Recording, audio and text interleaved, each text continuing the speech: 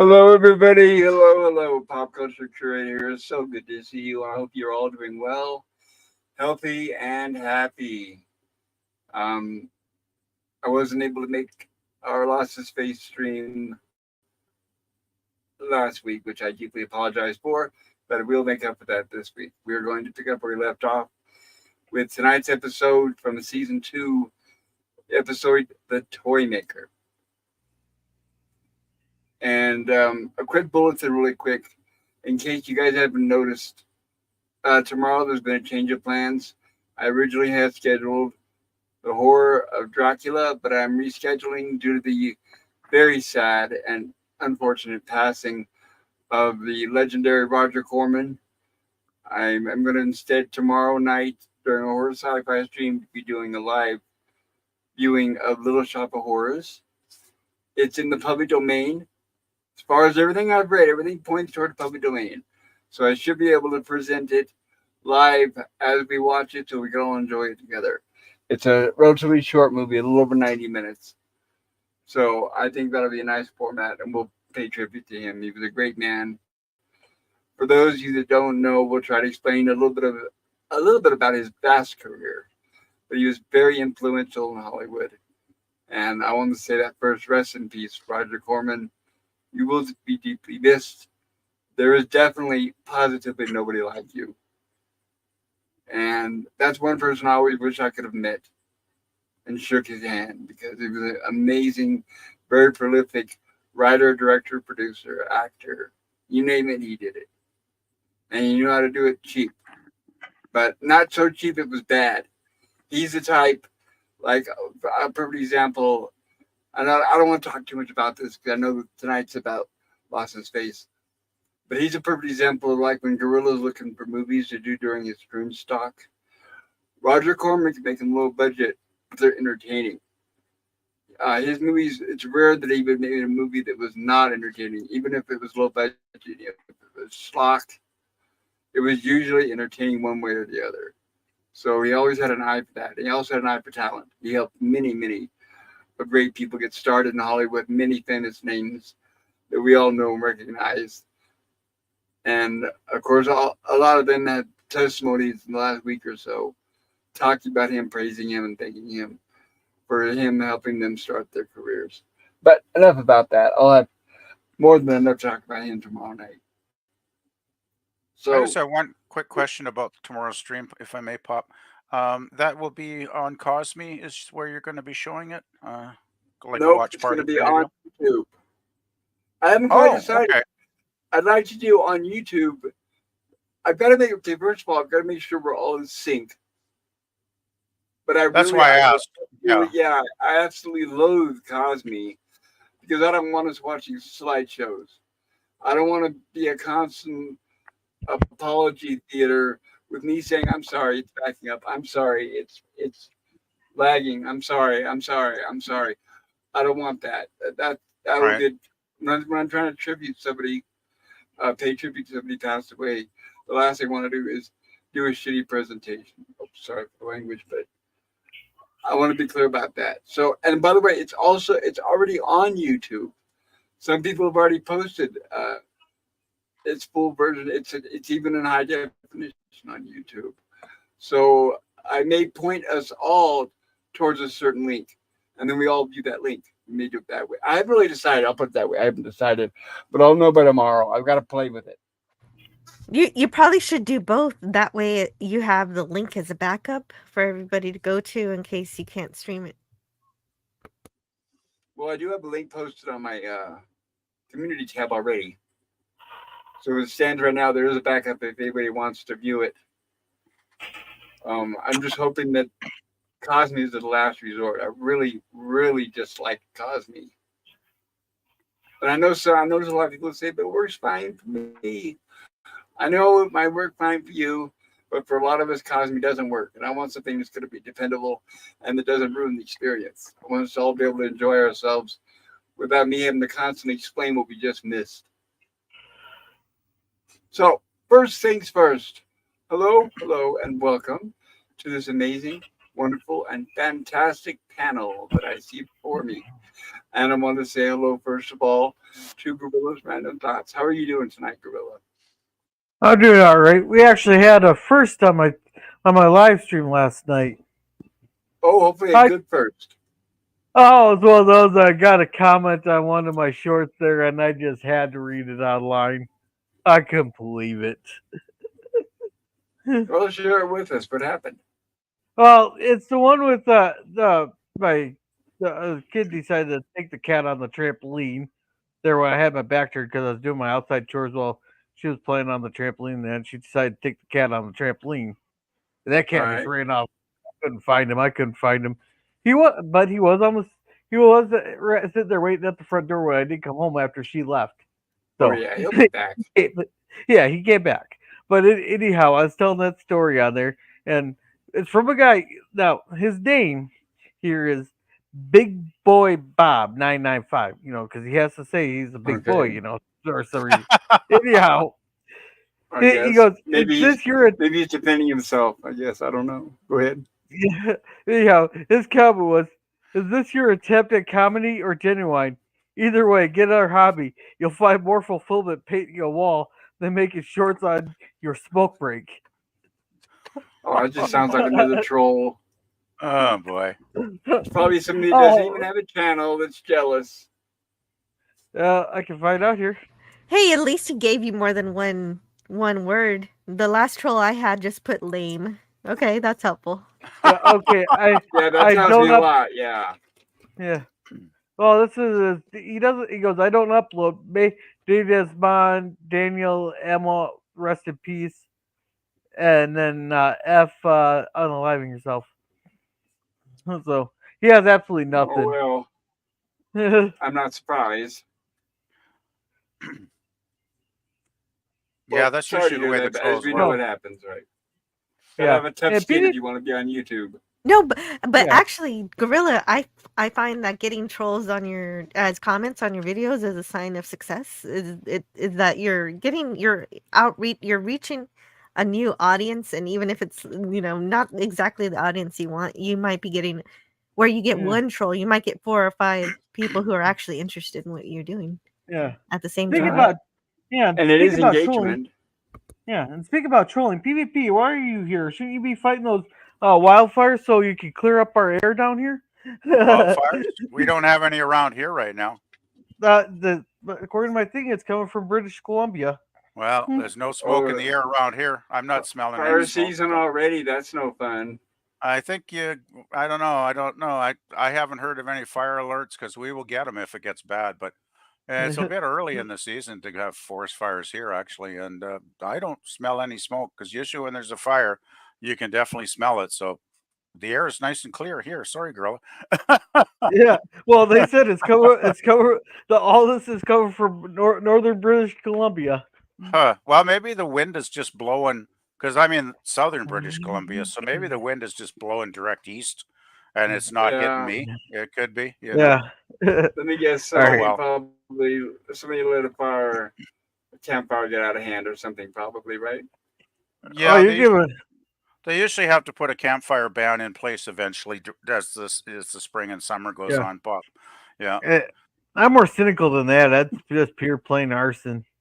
Well, that can happen too, unfortunately. And then there's the idiots that throw a cigarette out their car window or whatever. That starts some fires too. So It could there's But also be from not clearing up the brush. that's a problem. Like I think the government has told people like that are in so-called interface areas to clean their brush, every spring or even in the fall, like just remove all the dry stuff. But I don't know if everybody listens to them, and I don't know how much the government still does. I imagine they do a certain amount of that clearance still.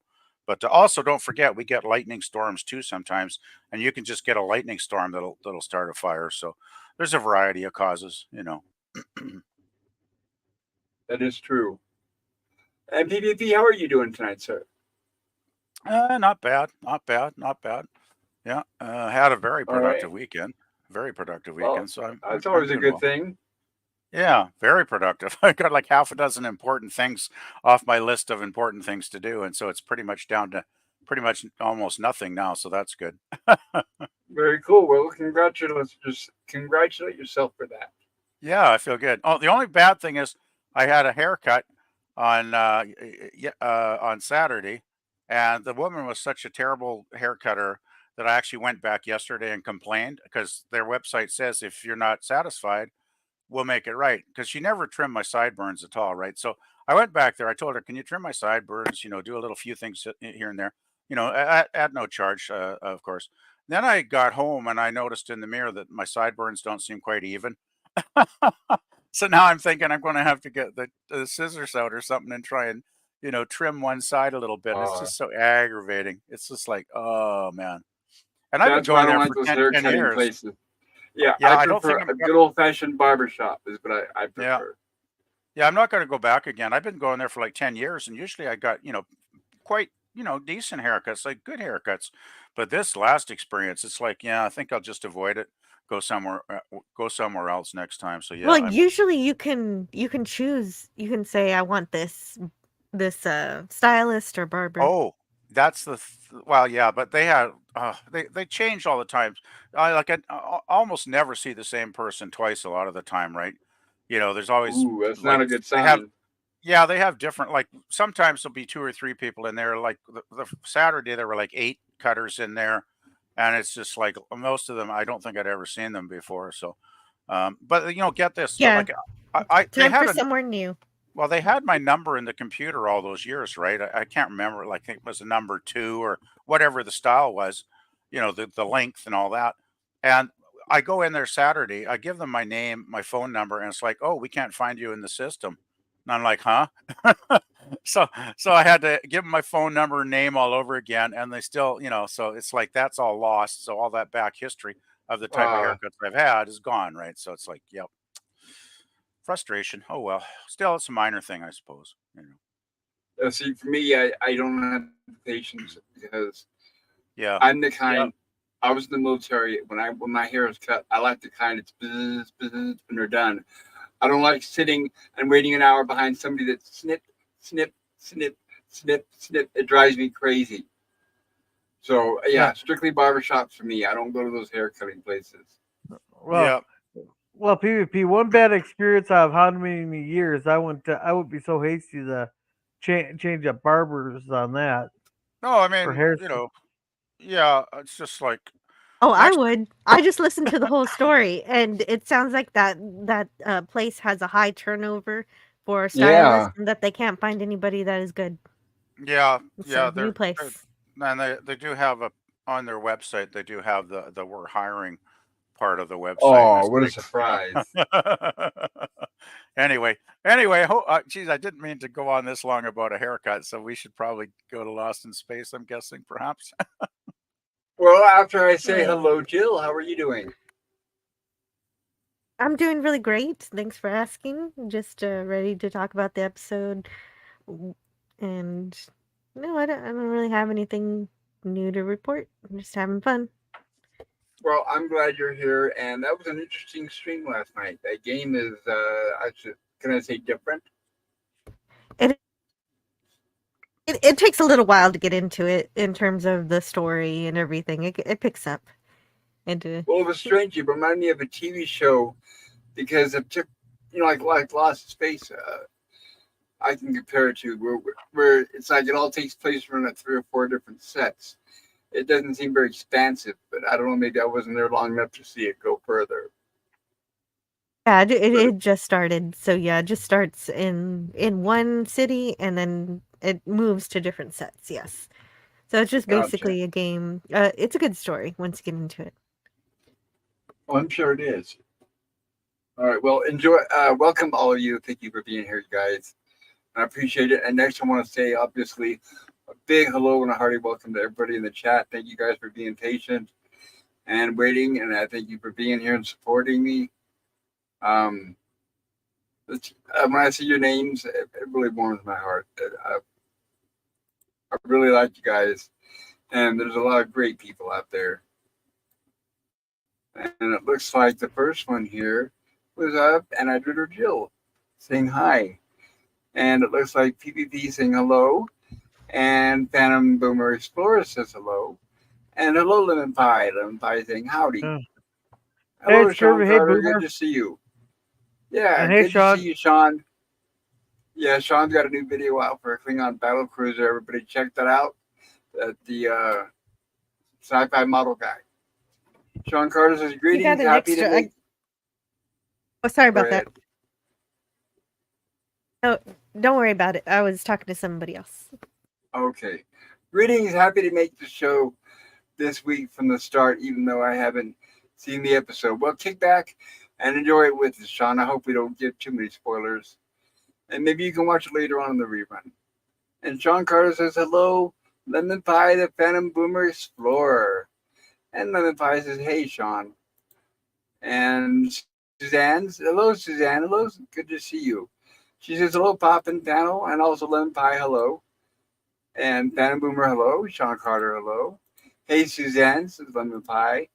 And hello, Brad Wolf. Hello, all, he says. He's, Hi, she, Brad. either one, says Brad. I'm assuming it's a he. And Sean Carter says, Suzanne Eckstein, hello. And hello, Ola Greg. Hello, Ola Greg. Hello, everyone. And Suzanne Eckstein says, Brad Wolf, hello. And Suzanne says, Ola Greg, hello. And Brad Wolf says, hi there, Suzanne.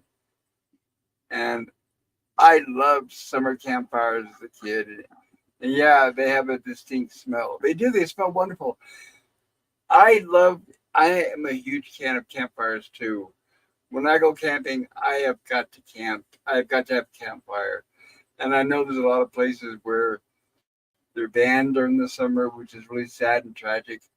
They've ruined it for all of us. But for me, that's like 90% of the experience is having a campfire. But you just got so many people out there that are not responsible. It's sad to say. And Ola Greg says, hey, Suzanne. And Suzanne says, Jill, my cousin works for BC Forestry. They do burn cuts all the time to minimize the forest fires. Yeah, I remember when they used to do those for California, and then the let's just say the activists put a stop to it, and then now they get those raging infernos. Well, People that's dying. good news for BC, bad news for California. Sorry for them.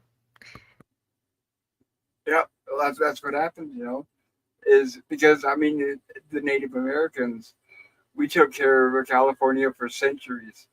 We never had issues because we always trimmed things back. But as soon as you have a certain political party in charge, and they wouldn't let people keep an eye on it, now we get those raging infernos that burn down entire cities and kill people. They don't care. And Sean says, when my sideburns are unseen, I put my glasses on to guide myself. And I must admit, this is going to sound foolish, but for most of my life, I wore my sideburns like Starfleet Standard issue. I know that's kind of crazy, but I Not figured at why all. not? That's amazing. Suzanne says, And Pop, are the you best part is if ex-military? Yes. somebody Go notices ahead. it, if somebody notices, then you have a new friend. Yeah, here's what's great about it. Okay, is the way it works in the military. Your sideburns, your mustache, all this. It has to be within a certain measurements. Can't be too much, can't be too less. And fortunately, the Star Trek measurements fell in line with regulations, so I never had a complaint. And Jill, you're right. Those people that did recognize it, I usually got a compliment. And Pop, yes, I am ex-military, Air Force here. And it looks like Stream Elements is working tonight. I am so glad to see that. Hopefully, everyone will get a shout out. Which reminds me, everybody out there, if you're listening, let me know if I'm shouting out your channel. If I'm not, I will include it in my Stream Elements spot. I want to make sure everybody gets publicity. Since you're willing to spend your valuable time here with me, I'm willing to return the favor. And hello, Taylor Swift, greater than Disney, Star Wars, and MCU, and Doctor Who. Waving there. So good to see you there. And Brad Wolf says, yeah, I'm a man. Yeah. Hey, Brad Wolf, and hey, Taylor Swift, and hey, Suzanne, and Oiler Greg. Yeah, Yeah, hello. yeah. Hi, Robert says, everybody on the panel. yes, hello. I'm sorry I'm talking so much it doesn't give you guys much chance to say anything. And Brad Wolf says, sadly, you are right, Pop. Too many people have ruined campfires by being irresponsible. It's tragic. It is. It's really, really terrible. And Suzanne says, Pop, I knew it. I know Air Force when I hear it. Oh, okay. I wish they would have, let's make it quick. I went in with a supposed guaranteed job, which means we shake hands. They say, okay, we guarantee that if you sign here on the dotted line, we'll give you this job. Well, they didn't exactly tell the truth. They gave me a job I did not want. So unfortunately, I only served one term. And then when it was time to reenlist 4 years later, they say, oh, but now we'll give you that job we originally promised you. I said, no, thank you. Nope, I'm out. Bye bye. I don't trust anybody who lies to me, especially for something that took away 4 years of my life. But I made some really Yeah. good friends. Well, it's good you had a good experience in spite of not getting the job that you wanted. So that was Right, good anyway. right. It was good because you make the best friends in the military. I mean, those are some really good friends. It's not like the friends you make out in the civilian life. You get very close because you're all pretty much in the same boat. And I actually didn't. It's going to sound crazy, but I did not mind boot camp at all. It didn't bother me at all. It went for me pretty smoothly and pretty quickly. No complaints. I know for some people that they don't seem to enjoy it and I had a rough time with it, but not me. So let's get to Lost in Space. Tonight, as I mentioned briefly earlier, we're going to be covering season 2, episode 18, The Toymaker. This episode was originally scheduled to be a Christmas episode. So, but unfortunately, due to delays, it was delayed until Wednesday, January 25th, 1967, which kind of confused a lot of people at the time. And probably well, not so much Because, now. well, because there are Christmas trees. Yes, yes, yes. Right. I guess we had that first episode, or during the first season, where Will had revisited Earth. So they were kind of looking for something along those veins. So Irwin Allen approached Bob and Wanda Duncan, asking if they could put together a Christmas episode of some sort. Do I start this stream or end it with an apology? I'm not sure. I know it's once again it's another silly sci-fi fantasy episode. If you're looking for serious science fiction, you won't find it here. Yeah. Well, I am totally convinced though that Dr. Smith there is just an older Will Robinson, and he just happened to go back in time there, and now he was trying to stop the Robinsons from originally launching there because he knew the ship would get destroyed. This is how they ended up lost in space. I'm totally convinced of that now. That's an interesting opinion. I had not thought Well, about that. yeah. Well, Will Smith, both of them are smart, and it seems like Will does everything that Doctor Smith kind of does, kind of like they know each other too, almost like they're the same person. There are a lot of similarities. Will has a lot more integrity, I'd say. He's not such a sneaky, conniving narcissist, but Give it a couple of years, he's still a preteen. It's an interesting theory, except for the fact in the first 5 episodes, Dr. Smith was trying to kill everybody. yes, and Will doesn't exactly do that, at least that we know of. Well, that's because he's trying to throw off the scent of being a time traveler. That's possible. So I'm going to touch a little bit upon, of course, I cannot read the whole entire chapter from this book, but I will touch upon a little bit briefly here and there. I'll be reading from Irwin Allen's Lost in Space, the authorized biography of a classic sci-fi series, Volume 2, by Mark Cushman. And this is from his assessment. They wanted an episode for Christmas, much as Return from Outer Space gave a nod to the holidays during the first season. A trip into Toyland struck Irwin Allen and Tony Wilson as the perfect holiday vehicle, making a sequel to the Android Machine, and this time taking us into the world of the Celestial Department Store seemed like a good idea as well. Having Zumdish return and turning Smith into a toy to be played with by a 75 foot tall alien children seemed like a good idea. But then the episode arrived 4 weeks late, getting its network airing on January 25th, 1967, and all these seemingly good ideas were rendered somewhat pointless. After a brief turn back to semi serious science fiction with the back to back broadcasts of Wreck of the Robot and The Dream Monster, the series was now accelerating its conversion from sci fi to fantasy comedy with The Golden Man, The Girl in the Green Dimension, The Questing Beast, The Toymaker, and coming up, Mutiny in Space and The Space Vikings. These 6 episodes, all on the heels of one another, would amuse some viewers while doing irreparable harm to the series in the minds of others. There's nothing incredibly, terribly wrong with Toymaker. It is both imaginative and charming. It gives Guy Williams a prominent role. He's on camera perhaps as much as Harris. And there are numerous passages of dialogue that are both clever and thematic. Especially poignant is a subtle commentary on the cycle of life, concerning how society categorizes its members as they age. Will asks O.M., "What's your name?" He replies, "I've had lots of names. When I was young, they called me boy. Then later, they called me young man. In my prime, I was known as sir.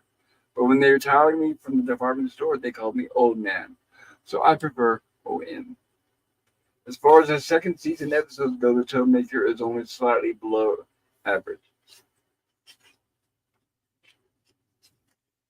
I kind All of have right. a dark idea about the fact that he was only called all of these different names and that he doesn't actually have an actual name. Is that he was born with the department store, and so he was born into the apprenticeship, and so that's why when I guess I should save it for later, but that's why when he retires, he stays at the department store because he doesn't have anywhere else to go. I thought the same thing. So that is a very astute observation. Oh, oh, good.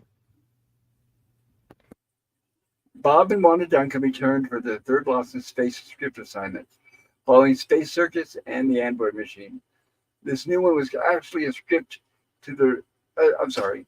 This new one was actually a sequel to their last one, bringing back the concept of the Celestial Department Store, its vending machines, and the character of Zumdish and his security guard.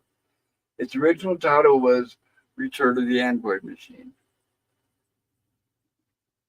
And Bob Duncan said that the Toymaker was meant to serve as a Christmas season episode, even though it aired 4 weeks too late. Duncan also revealed that the old alien craftsman banished to the fourth dimension was a version of Santa Claus.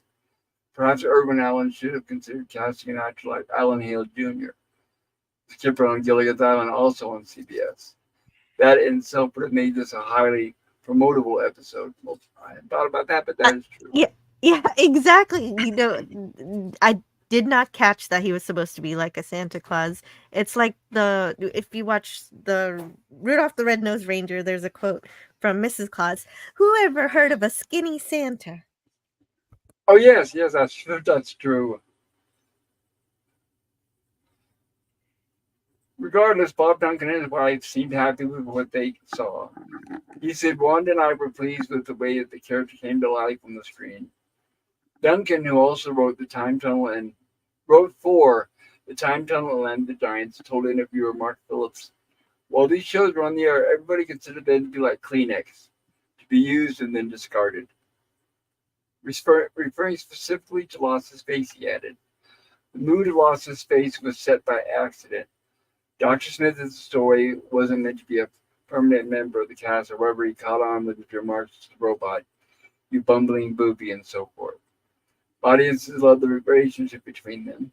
The robot was a combination straight man and sometimes comedian, and Dr. Smith dominated the show with his impervious manner and manipulative cowardice." Letters from fans of the series and the network greatly influenced the changes made to the show.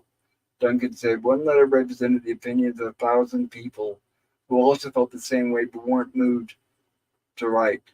Letters were received whenever Dr. Smith didn't say the line for which he was noted. Oh, the pain. Jonathan succeeded in making Smith something special and totally different from the original concept. He was cowardly, selfish, pompous, all the things a parent doesn't want their child to be. In a way, Smith was Will's darker half, because Will's sometimes naive, always generous and unselfish, and a little gullible. Everything a parent wants their child to be. In his own way, the robot was a child. He was also always warning Dr. Smith of dangers and trying to take care of Will. The robot was an emotional nanny whose feelings could be hurt, who could sing, however badly, and who had a sense of humor. He was technically simple enough to be stopped in his tracks by having his power pack pulled. So the basic trend of the show consisted of Dr. Smith, Will, and the robot. The chemistry was splendid in the various permutations of that trio, and Smith was at the center. Smith always stirred things up. Will was generally conned into trouble because he had a good heart, and the robot had a strong comedic flavor and was Smith's foil. But Smith was the prime mover. There would have not been any show without him, at least a loss of space as we know it. And I gotta tend to my dogs just a second. Well, while you're doing that, I'll catch up on the chat. Where were we? Okay. Let's see. Suzanne says my late husband was Air Force in Canada and Britain. Very cool. All right. Boomer here says howdy to everybody here. Hi, Phantom. Herc and I are Hello, USA. Phantom Boomer. Also.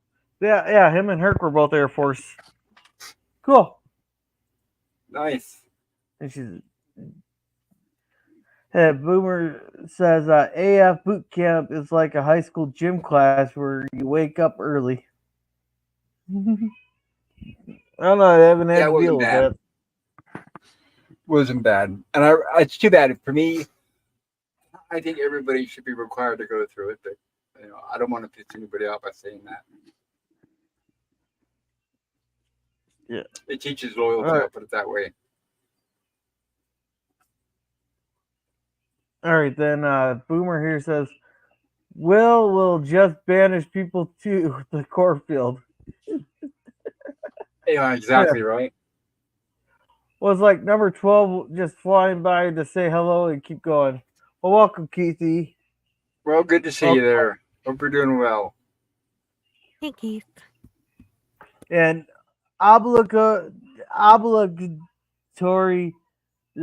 Christmas episode got Obligatory. delayed. It happens, but Yeah, it's still kind of weird. obligatory. Well, they know what I said about putting big words in the chat. Yeah. Still But works it for kind us. of works. It kind of works that even though it's past Christmas, it works. Even though you see Christmas trees, you're like, okay, this is the fourth dimension, so things are weird, and so it still is all right in It's- terms of that. It Hey, still I does, know people. it does make sense. They wanted to have it during Christmas week or whatever, though. Well, Actually, I didn't know that, so I was kind of wondering. well, I know people who keep their Christmas trees up till like May. So That's Well, true. that's a fire hazard. yeah. I have a Well, family they're member who artificial. keeps it up all year long. Yeah. Well, I guess if it's Artificial. artificial, That's a sanity hazard. Oh, it is artificial. yeah. Yeah. And then Jill's take Keith for the flyby, and laughing at the cornfield with Keith. And welcome, sit down. Welcome. And he's saying hello to everybody on the panel. Hello. Then Bravo is asking him, sit down, how is he doing? He says, Very hello, cool. Bravo. Still alive and kicking. All right. Glad to We're hear all that. caught up. Dan. Okay, so we are ready for our slides, and which is my cue to try to include them for a change. There we go. So here we are. We leave off, as you recall, with Will, Dr. Smith, exploring the area from last week, and it looks like we have some fissures with steam rising. And what do they run across? But if you remember, if you were here previously, we get the intergalactic vending machine that introduced us to Verda previously on Lost in Space. But this machine seems to be a little more dilapidated and in disrepair, but it does seem to be working. But of course, the Dr. Smith not to follow any orders or any warnings. He decides the first thing he does is to go in and start messing with it because it is Penny's birthday. If I remember right, I believe they established it's her birthday, and they're thinking they would like to order something for her. Well, did you learn from the last time? No, Yeah, they didn't. Especially the most important rule, and that is anything and everything you order, you have to pay for. So that seems to be the main thing they really should have remembered. So as they go about flipping buttons and pushing, or flipping switches and pushing buttons, the machine starts to explode and implode. It seems to not be able to handle all this. Yeah, kids, stay away from old odd machines that if you don't know what they are or what they're gonna do, Well, you never that's the know. weird thing is that the robot was warning Will over and over again, and Will just completely ignores the robot. Well, I thought he was warning him That's about right. the trench. I thought he was warning about the trench. He's warning him about both of them. The machine is also dangerous. Both, yeah. I just Yeah, think they it's just almost tossed a bicycle tire from behind the machine. It was like somebody was back there, and they just tossed the tire out. I thought that was funny. it's almost like Will's starting to, Dr. Smith's bad habits are starting to rub off on Will kind of, and Will's starting to do some of the Dr. Smith mannerisms, like just not being careful and just rushing in and pushing buttons and, getting in trouble. Like I was saying. Well, yeah, Well, I know it's yeah, makes I sense. know it's I know it's almost like an old trope, but it's almost like somebody's there in the writing process saying, "Look, it's ABC. It's they see something bad. Will warns them. They do it anyway. Why don't we just drop B because we know they're going to do it anyway?" So it's almost it's almost like that. It's like so it's getting to where Will doesn't even hardly warn them at all, and he just jumps right in feet first, just like Smith. Now, would anybody else just leave him in there? So would be a good idea, or trade him for something else. How about that? Trade him for somebody who's useful. The robot would. The robot was very happy about this too. Yes. I would have left him in there. So after goofing off with the machine enough times, unfortunately, Dr. Smith gets transported into the machine, and Will runs to the Jupiter 2 for help. And there's where we get our credits.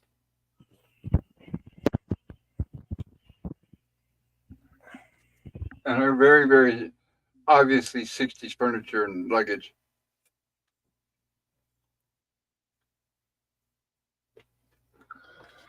And they don't seem to be too concerned. I like that too when because Will is basically in full panic mode, and he says that Dr. Smith has been abducted, and it's funny because June and Penny don't seem to be too concerned at all. But the robot does verify.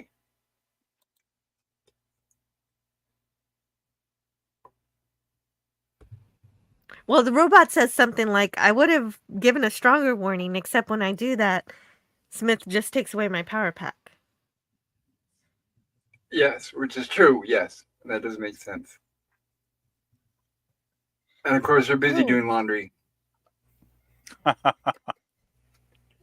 Oh, that's an important thing here that is said. Hey, I think it's more. The laundry is more important than rescuing Dr. Smith. Just saying. He can wait. Well, that's Yeah. basically all. Well, the women have the machine well in hand, apparently. So the robot says, "I was bought," and in reference to Dr. Smith being taken and sold, possibly sold. Yeah. Yes. And he says it's not a bad way to go, and Will says but you're a machine. You don't matter, or something like that. You're different. You don't count. You're just a machine. Oh. So immediately he has to Yeah. apologize. Hey, Right? watch. It's a light it's a light reference to slavery, right? Hey, welcome, Scotty. Hello, Scotty. Hi, Scotty. But of course, we delve into that very much Scotty. in TNG on what's what's a piece of property, what's a actual person. Right, measure of a man, definitely. And as we've seen, the robot is supposed to be more than a machine. That's already Yeah. been said before. Now notice that they told him to stay at the ship. So what they do? Immediately go off to the machine. Of course, it goes right back to the machine again and does exactly what he's not supposed to do. So the And there one is- thing that's confusing about this is that they're climbing all these rocks and everything. How does the robot climb over the rocks? Yeah, I know, right? Exactly.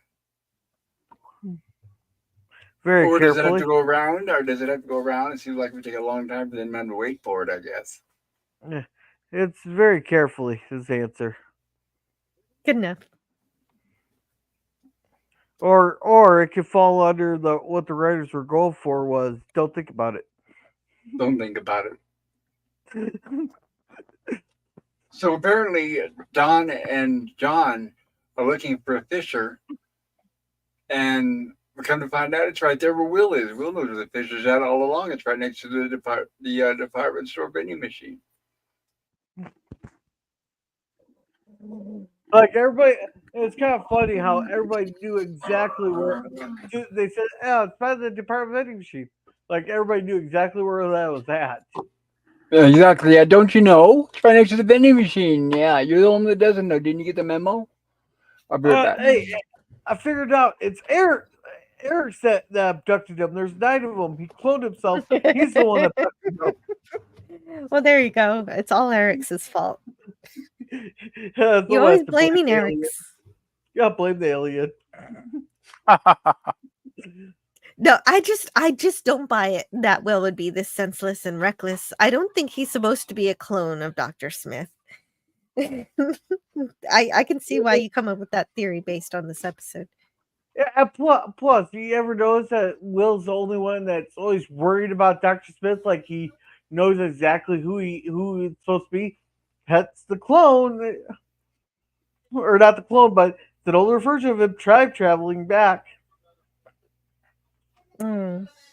Mm. Yeah, but while we're waiting I for don't know. Pop, let's catch up on chat. Yeah, sure. Sounds good. Go for it. Yeah. Boomer says, back when folks just put their trees in the trash, we would collect them and then build a forest in some unsuspected person's yard. Oh, no. We never did that. That's too much work. But what we did do though was on junk days we found an old toilet there that we made a scarecrow look like a principal. Then we went and put it on his front yard and made him look like he's reading a newspaper on the toilet. Oh boy. Creative. Yeah.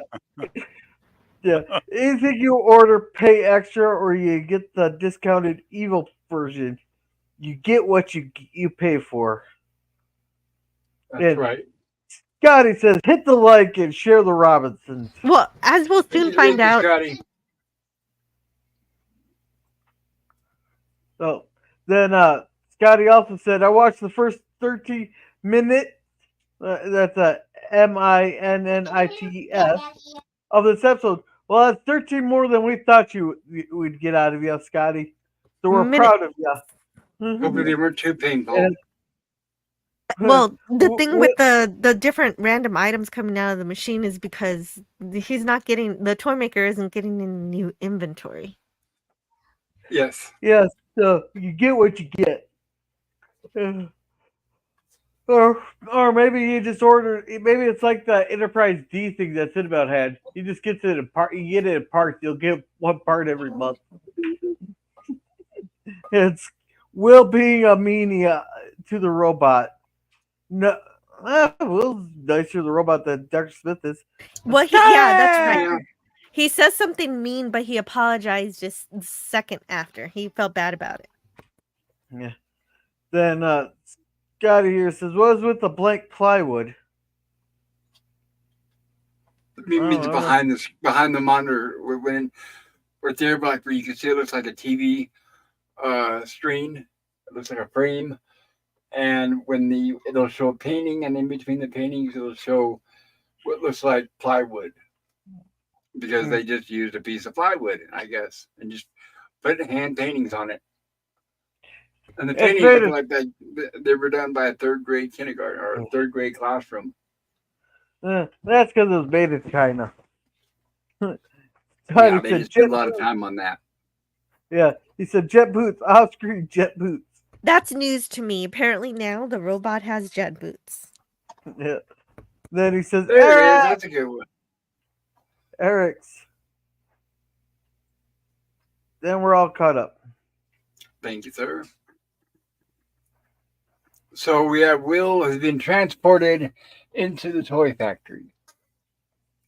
And we see all the amazing, fantastic creatures, designs, monsters, and toys that are contained therein.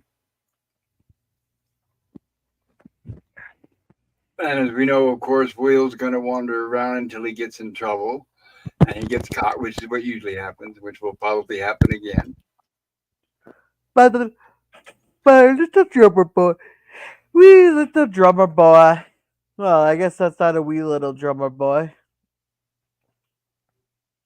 And we meet our Toymaker.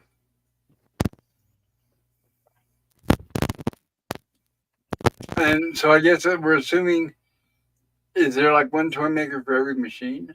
For every vending machine?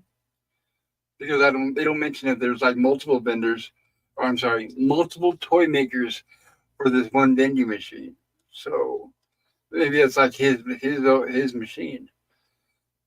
I don't know. I was just thinking.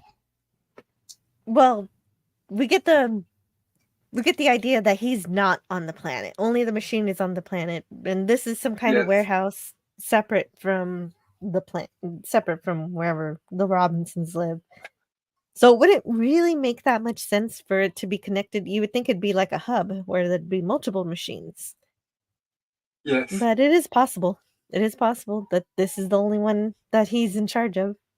No, wait, you know what? There's another one because he delivers to a machine in the Orion sector, and then he delivers to a machine with the Giants. So there are definitely other machines. Oh, that's right. And they're the Toymakers. Yeah. Have a good night, Brad Wolf. Good night, Brad. Have a good one. Take care. Brad. You're right. He does deliver to other machines. So yeah, thank you for that clarification. You're welcome. I love this. Goes, you're not gonna bite me, are you? But if you lie to me, then you probably will bite me.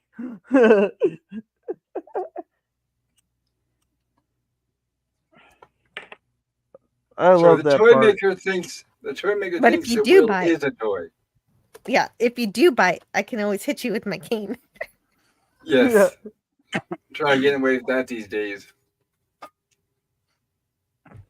Oh, strike you. It's not illegal if nobody sees.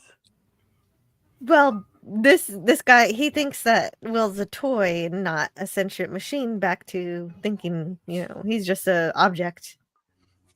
Well, yes. Excuse me, were any of you guys thinking he's like an eccentric Geppetto?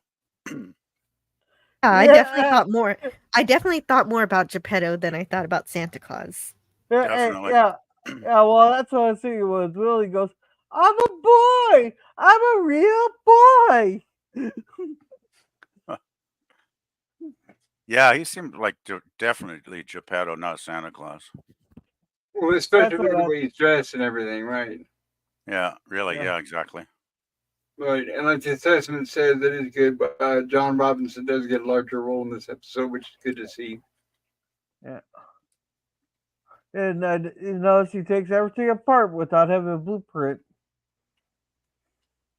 Well, the robot should know how to do it all, apparently. Because the robot should be able to memorize everything as he takes it apart.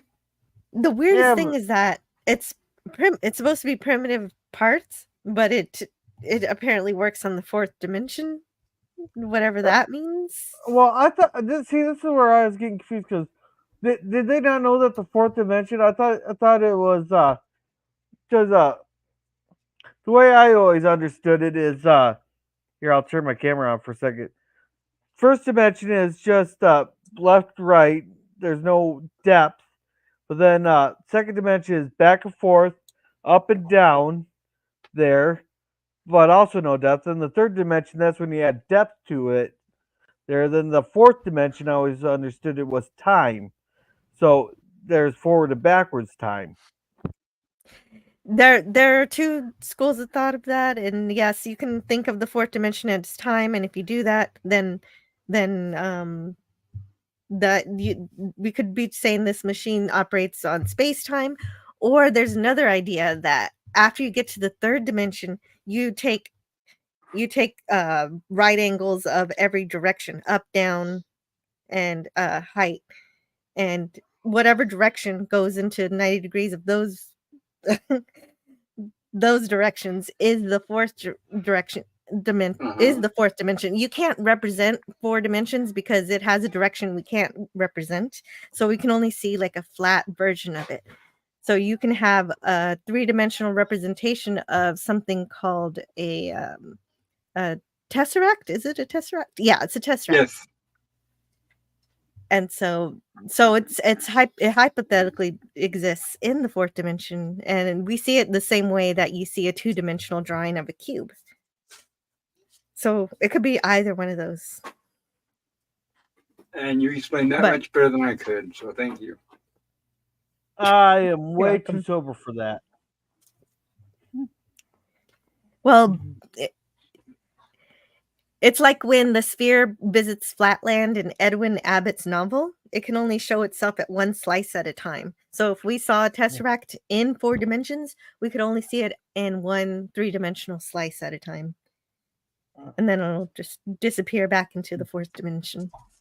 I kind of almost wish they would have just gone with the fifth dimension like every other sci-fi thing. Well, it doesn't explain any of it anyway, so I guess doesn't matter. I guess it's Oh, all theoretical, right? Guys, if you're thinking of mathing now, you should see the math we were talking about last week there with later on in this episode here. We'll get to. Sorry. Okay. Oh, they're just saying there goes Jill mathing again. And Sky says she does math pretty well. Definitely better than me, for sure. Yeah. Hey, hey, Jill, you want to read this one? Yeah, Sean Carter says, Jill just explained where Jimmy Hoffa is. Yeah, see, simple, guys. Can't you see it? Yeah, Jill is very good at explaining things like that because, boy, my mind just isn't complicated enough to understand all that stuff. Yeah, I still say I'm too sober for it. Yeah, Jill's very good at explaining things in depth like that. So the robot is Yeah. the robot. welcome, Jim. Hello, Jim.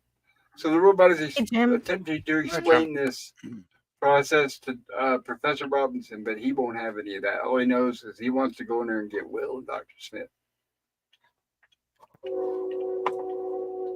And I've got a train in the background. I'm going to mute just for a moment. Well, we like the train. Yeah. Yeah, I don't mind the train. Hey, PvP, can you read this one? It's okay, PvP. We can just nod. Damn it, Jim. All right, so we're all caught. All right.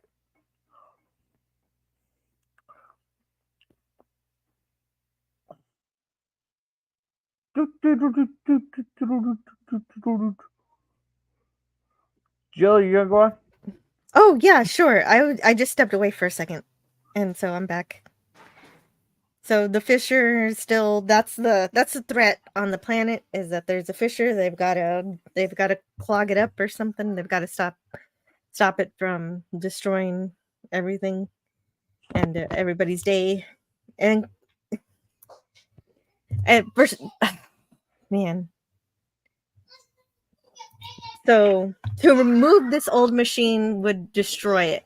They don't explain exactly why moving the Android machine would destroy it. It just will. I'm guessing it's just so in such a state of disrepair that it'll just kind of start to fall apart or something. Yeah, maybe it's very fragile. Well, I was Yeah. thinking of it kind of like in like farmers' groves around here. They got some of them have like cars that date all the way back to the 30s.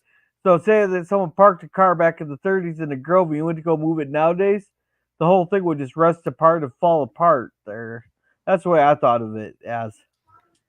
All the bolts in that are rusted out, ready to It's collapse. possible. Yeah, that's possible. All right. Since it's already dilapidated, moving it's going to destroy it. That makes sense.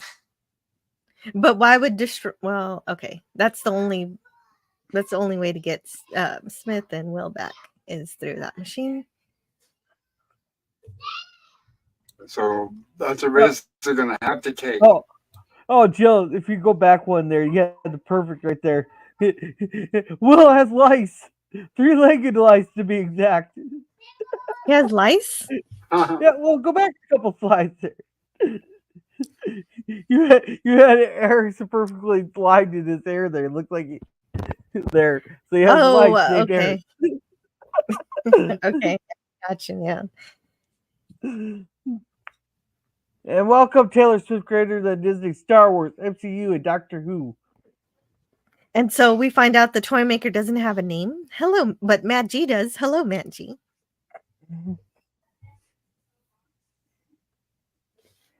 And so he's just been here, I believe, his whole life. Well, not here. He got fired and thrown and placed in here. Well, he was working for the department store this entire time.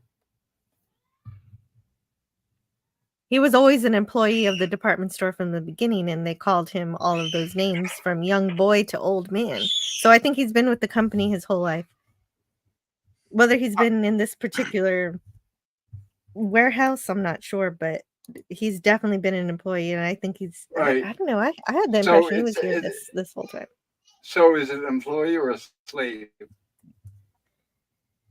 Because you know, a slave, they would even name the slaves. Right. And if you're an employee, you have your own individual name that you're born with. Mhm. Yeah. And Taylor Swift here has a question. Does this toy that makes sense. maker know the toy maker from Doctor Who? That I don't know. I haven't seen I've never Doctor Who. watched Doctor Who. I've only seen a couple episodes of Doctor Who. Yeah, some of us here have seen Doctor Who and some of us have not.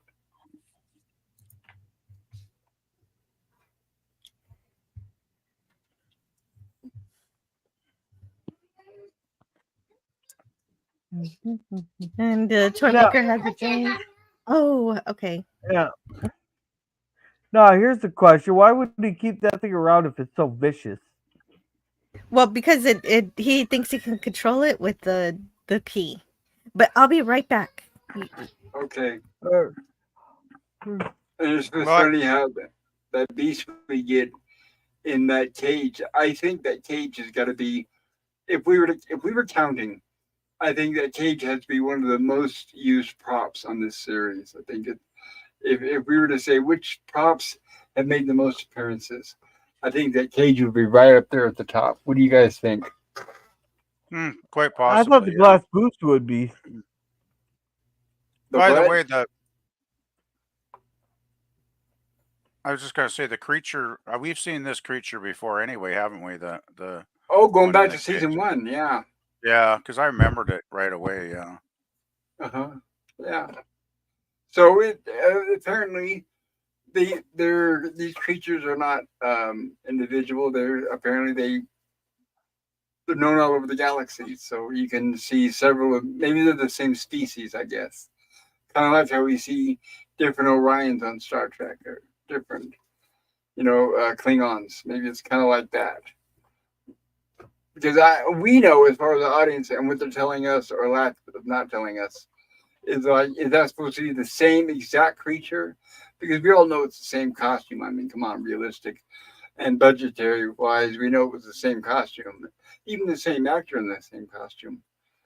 But I guess we could give it the benefit of the doubt and say, oh, it's just the same species that happens to exist in different locations.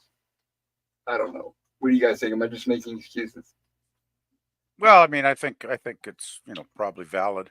I mean, it could be different creatures that are spread around the galaxy or whatever. So I would say it's Right. definitely not impossible. But even though I think the budgetary constraints of the show are more likely why we see the same creatures over and Yeah, over sometimes. very likely. And even if as we even know too, it's the same actor inside the costume as the last time we saw it. Yeah, yeah, Or how can we get all the props that we have in one room? Yes, yes. that's I one know, thing I and do you'll like get a good about. example of that when we get to Trip to the Robot. You'll get a good example of that where you'll see it'll be a who's who or what's what of props.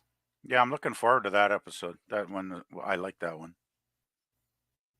I like the all the set decoration with all the props in this episode though too. That was one of the more enjoyable aspects of the episode for me. So It we is. get word that Dr. Smith might have bitten the Toymaker at some point. Yes, we Yeah, get one yeah. reference to it, but nothing other than that. Well, that's because Will made a promise that he won't bite him again. And that's But where yeah, he's like, but Smith doesn't. But yeah, but Smith doesn't say I didn't bite anybody or I didn't bite you. So it's apparently it's something that did happen supposedly, but yeah, it's because not he called into agreed not to question. bite him. He just agreed not to Yes, bite him again. But yes. here's where we were talking about the math here with the kids being 75 feet tall and stuff. Now you can take a lot.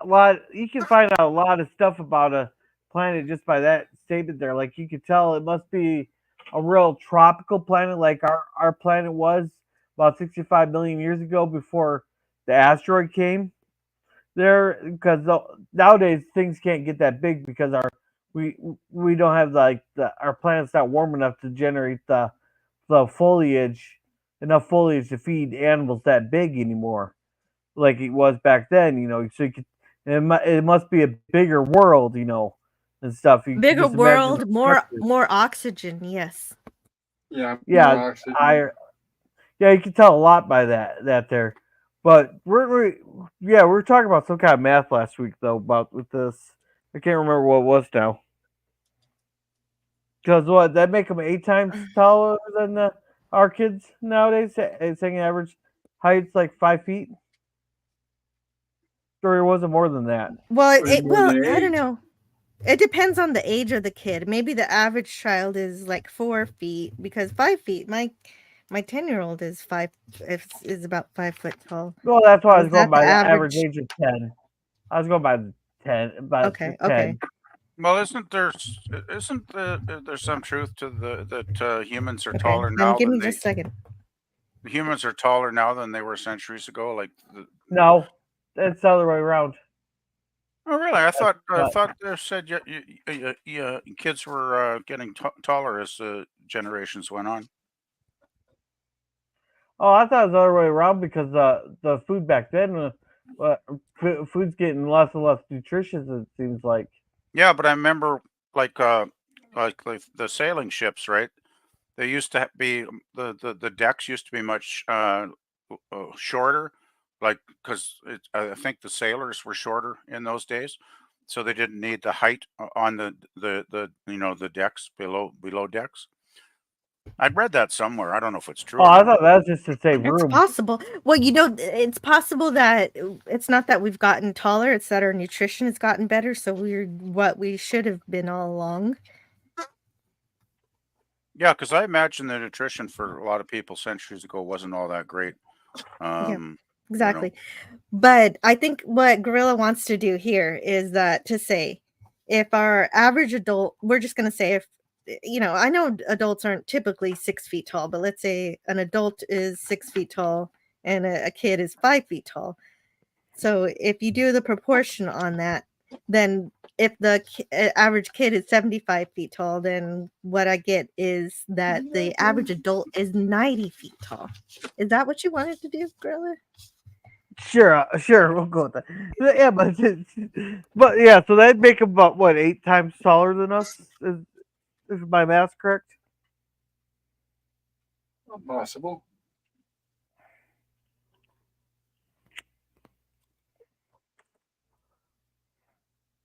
But 15 times taller. 15 times taller. oh, 50. Oh,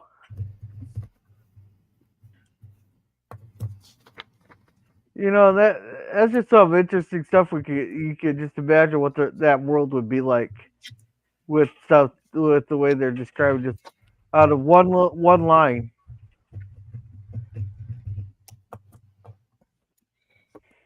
Yeah, it is. It's almost that imaginary planet we're never going to see is a little more interesting than the actual episode. I like that you got it. I was wondering if we were going to get a glimpse of it and see Dr. Smith being played by a giant with a giant. That would have been kind of fun, actually. And then they rescue him. That would have been kind of cool. All right. Now I had a problem with this. She was describing how Dr. Smith vanished, even though she wasn't there. Yeah, agreed completely. She should only be traumatized by seeing Will get into the machine, not Dr. Smith. Yes.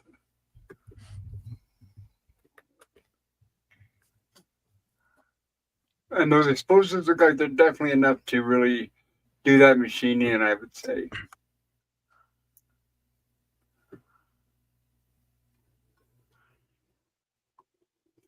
Of course, I don't think at this point, I don't know if John Robinson has made the connection that that device is connected to another dimension. Because don't they make it look here like if you destroy that box, you destroy the dimension inside, or no? Or did I read that wrong? No, it'd just be like destroying a door A window that to it? goes up on. Yeah. Yeah, And right. just It goes wouldn't up on destroy. itself. Yeah, I don't know. I Yeah, got mixed but messages for that. I got that's mixed messages in the episode well, regarding that. isn't there at the end of the episode like it seems like the whole toy factory is starting to disintegrate at the end of the episode? So it seems like it's going to be completely destroyed. At least that's the way I saw it. Logically speaking, that makes no sense. I know, But that's that's what what I it was showed. kind of, But that's what they yeah. were showing, right? So Yeah. We'll get to Well, it they when we did get show there there. was some effect. Yeah, they showed there was some effect, at least. well, there wasn't the most consistent episode. For at least that's what No. I saw. You know. The only danger in destroying the machine should be that you can't get Will and Dr. Smith back because that was the only way. That was the only path from that dimension back. Unless you find another one of those machines somewhere. Yeah, well, at least that would get them off this planet and we can go back in space. Yes, that's true.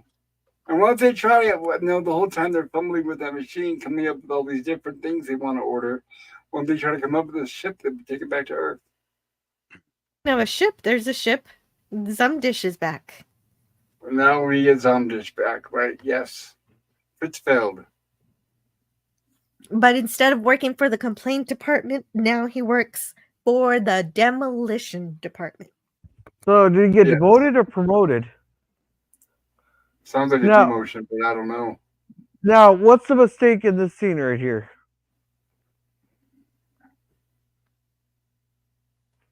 I Have to don't tell know. us. Well, in the last episode, it was called the Intergalactic Department Store, but now it's called the Celestial Department Store. Oh, yeah, that's true. They did rename it. You're right. Yeah. Maybe they went through a Very cool. rebranding. They were bought out by somebody else. Yeah. That explains the demotion. Ah, Yes, it that makes would. sense. Yes, it would.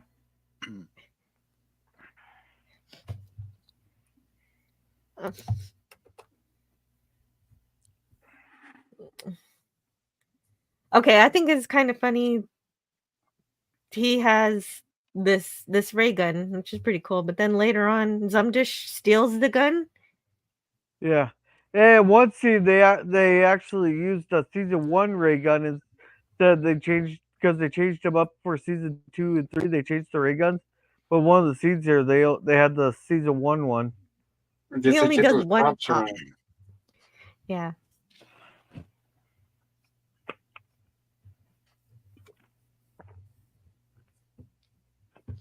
Okay, so this part bothers me because Smith sees Earth.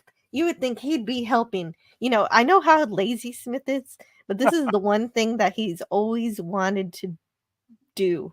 Like for forever. He's always talking about getting back to Earth. Yeah. Hey, Jill, never underestimate the power of lazy. Yeah, but the passion for getting back to Earth should override even Dr. Smith's level of laziness. I don't know.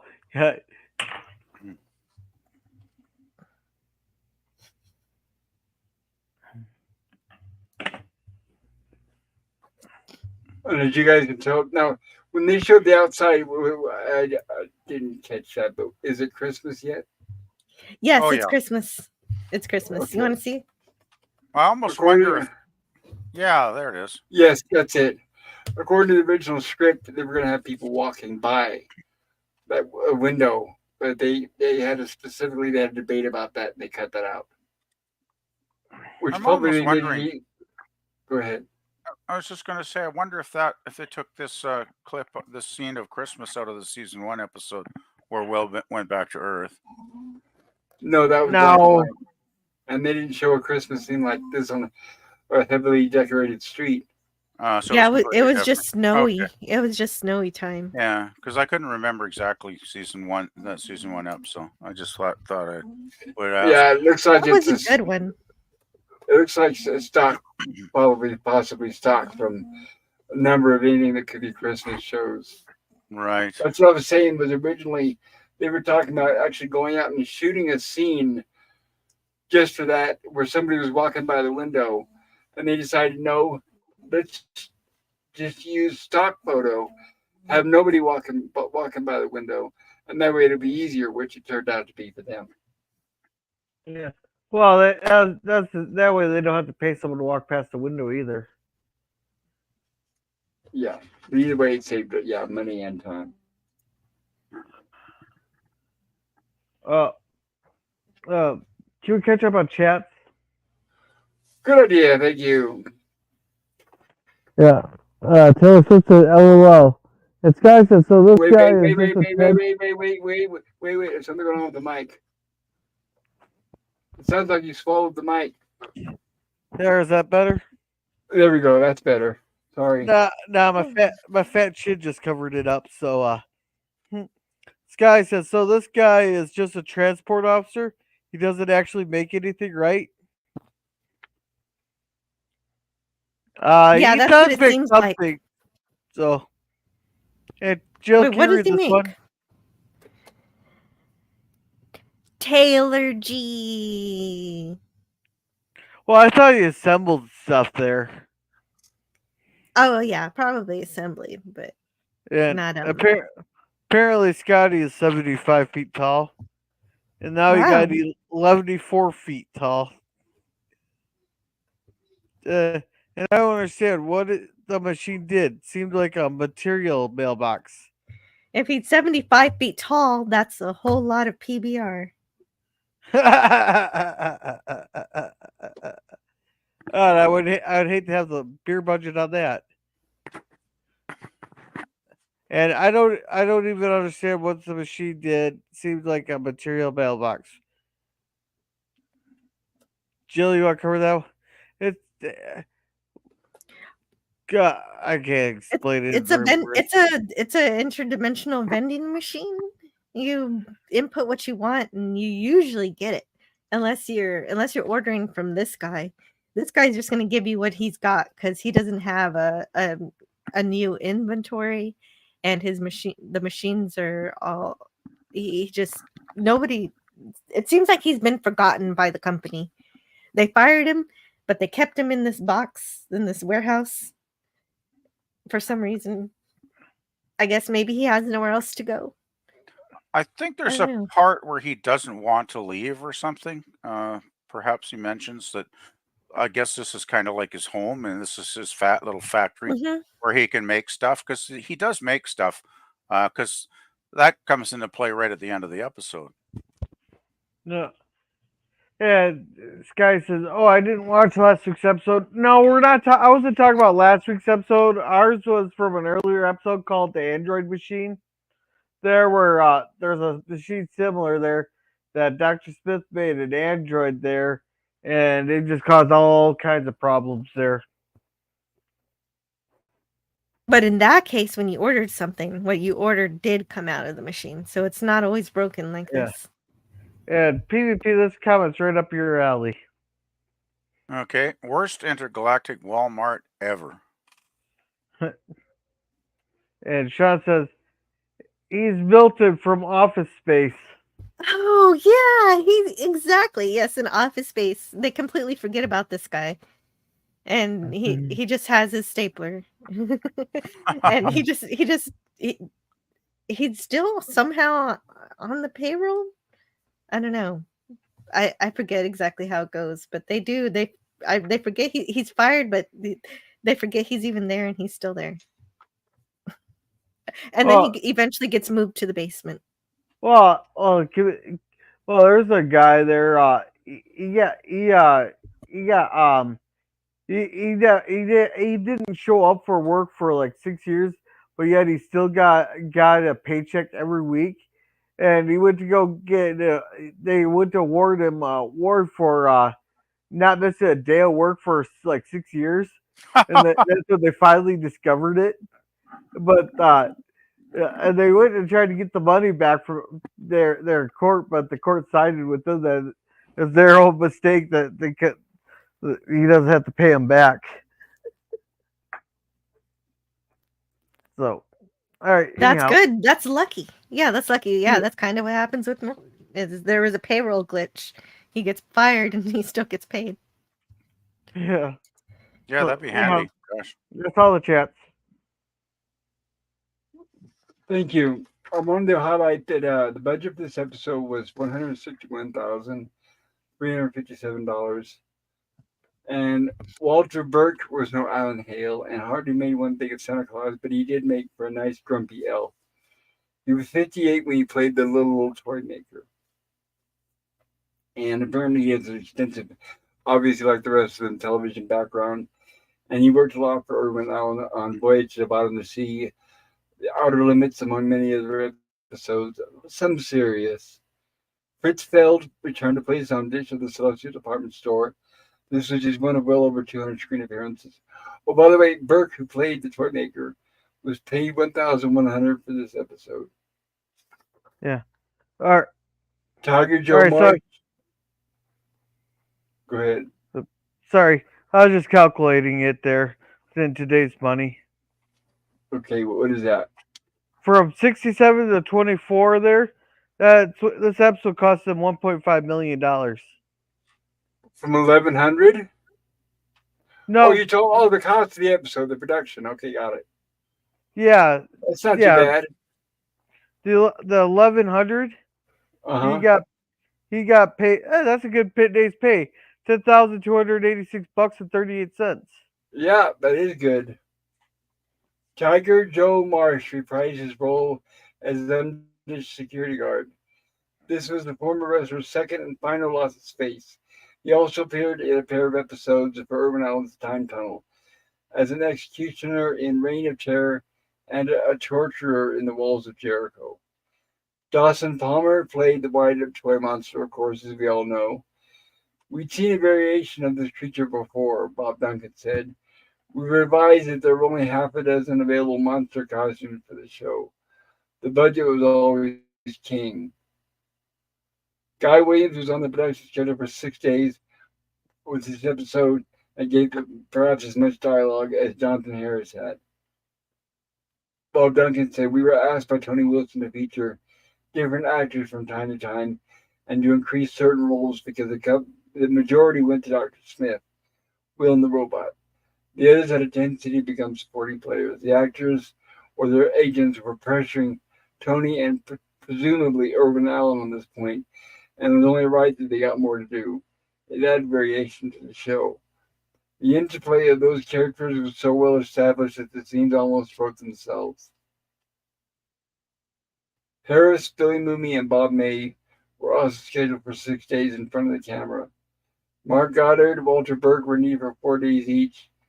Angela Cartwright, Fritz Feld, Dawson Palmer were each put to work for 2 days. Lockhart, Marta Kristen, Tiger Joe Marsh, and Larry Dean playing the wooden soldier were only needed for 1 day each. Regarding her diminishing presence in the series, Marta Kristen said, "It did make me feel better that I was only needed for a couple of days a week on many of the episodes. I love to work. My reason for doing the show was to work, so I would just get sick to my stomach when I saw the scripts and there was no little for me to do. And I wasn't able to take work outside the show because I was under contract to them." Well, this is a great episode to mention that because we've actually had quite a few episodes this season where the ladies have something to do, but in this case, they're relegated back to just passive plot devices. Yes. And it's obvious at this point that they're given token roles just to give them something to do, and that they're taking turns getting those roles. Yeah. But not every episode is like this, so every once in a while I can forgive it. No, there's a couple things we glossed over here that I wanted to address. There, like for one, that clown costume and makeup that they put on Dr. Smith. Oh, I loved it. Automatic A right there for the clown. Dressing Dr. Smith up as a clown. So, well, have you notice how this guy thinks he's so snobbish? He thinks he's so important, especially with that pencil mustache there, that people wouldn't dare harm him. Like, no, you're the prime target to be harmed, right there. And then, like they asked him if his machine there you go, but if he gave a direct yes, then the celestial store or whatever could have been held responsible for Will and Dr. Smith getting sucked into the machine. That's true. You probably could say the company is liable for these mistakes because they let this dilapidated machine cause this damage. But he did not give a direct answer. He just said he's in charge of demolition of it, but he did not give a direct yes to that. It would have been funny if John said, "Okay, I know you used to work for the complaint department. Well, I want to put in a complaint. Direct me to that department, please." Yeah. And then we could see who works the complaint department now. Yeah. One more thing also. Welcome, Geeks Flag. Welcome. But another thing is I can't believe how cowardly that the robot was acting. I thought he was supposed to protect. I thought he was supposed to protect the Robertsons there, but yet his two best friends get sucked into the machine. Yet he's acting like a coward, like he won't want to go in after him. That wasn't true character. I agree with you completely there. That's one thing I did have in my notes about the robot. Just being, because even if he wanted to let Smith be bought and sold, he wouldn't do that to Will. He cares about Will. Yeah. Yeah, it was stuff like that kind of brought the episode down for me. The robot was totally out of character.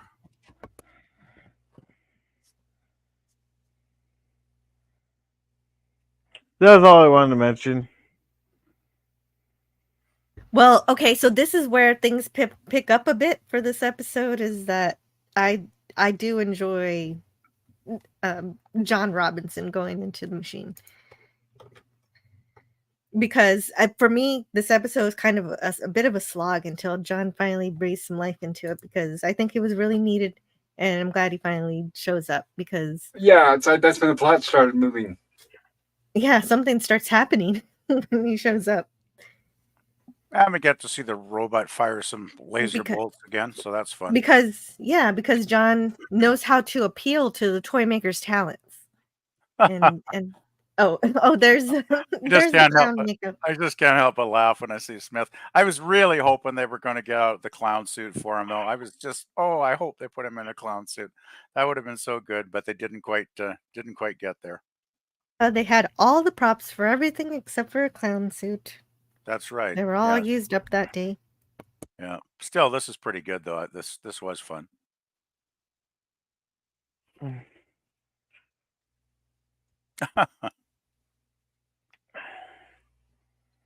He's dreaming about the mushrooms instead of making the mushrooms happen.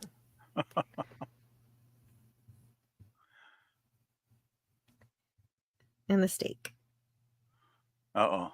And we got the wind-up critter again. So Will opens the door, but only somebody who's true of heart could open the door. Yeah. See, here's another thing too.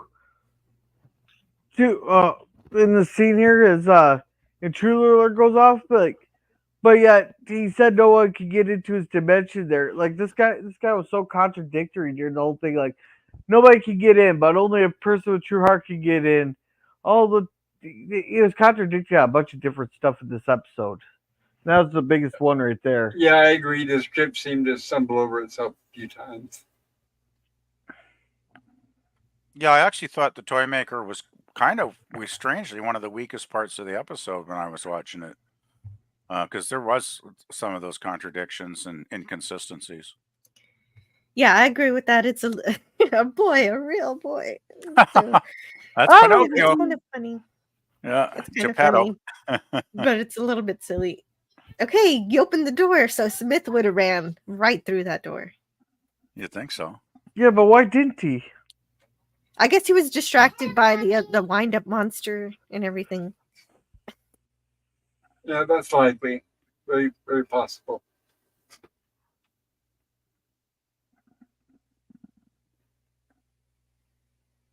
So now that the OM is finally convinced that Will's a real boy and not a toy. Oh, he also Geppetto also says, "Why can't a toy go through the door?" So, okay, so the question is, why can't a toy go through the door? Does the toy dissipate or fall through a dimensional rift? What's going on with the door, and why apparently a person can go through, but not a toy? Exactly. And the only cool thing, I think it's cool that that John gets to interact with the robot a bit. He doesn't really get to do that ever. True. Good night. Oh. Good night. Good night.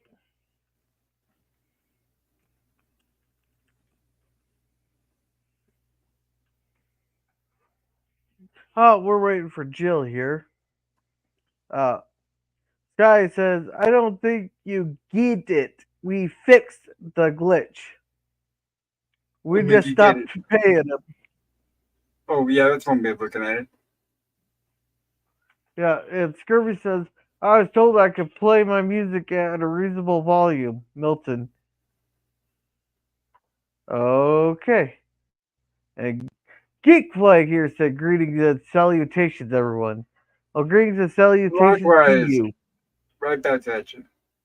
Yeah, and maybe the robot's been hanging out with Dr. Smith too long, and Smith's cowardice rubbed off on the robot. Oh, that's possible. Or, yeah, we'll go with that. I caught Ghost Planet on TV the other day. I don't remember if you already reviewed that one. Yes, we did a couple months ago, 2 or 3 months. Yeah. Everybody say hi to each other. Yeah, I think Ghost Planet was around the beginning of the 2nd season. PvP, you want to read this one? Oh, PvP must have stepped away. Be gone, Oopa Loopa! Then he says, good night, small person. Oh, good night, geek. Yes. Okay, well, I'll burn the building down, Milton.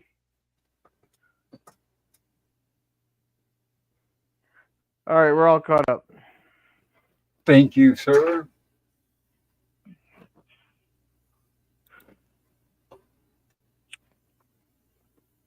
Now they say that the robot was powered by solar cells. That's why he doesn't die from lack of power. But wasn't there an episode that the robot did run out of power because his Yeah, it was battery more than died? once. Correct.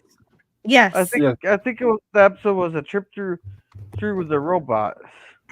Yes. Actually, I like the idea that he has solar cells, but while they would make sense, there would be cloudy days I'll that be he'd right not back. be able Sorry. where he'd not be able to collect enough energy, and the robot would run out of power as he has several times before. So solar Well, cells don't.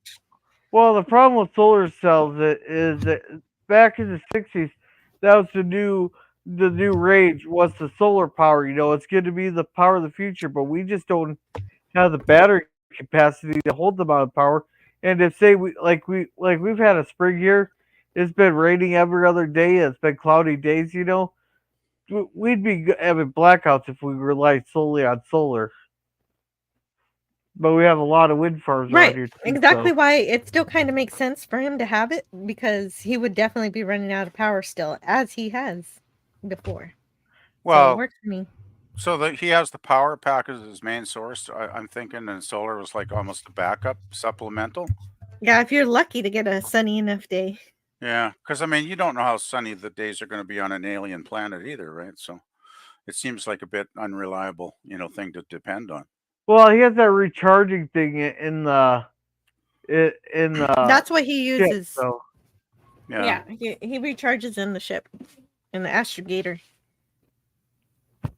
he's kind of yeah, like one of the Borg. yeah, He's and recharging. but doesn't the robot have an automatic battery pack? That's the thing that Smith keeps removing.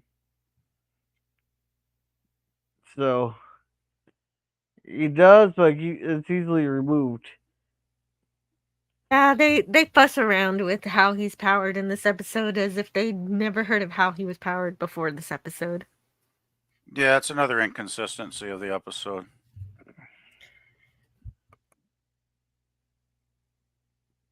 But it's kind of a good moment for John to appeal to what the Toymaker wants. Wouldn't you Well, it like gives, a yeah, workshop of your own with everything in it? it does give It's a him good move. leverage. Yeah, it gives him some leverage. Yeah.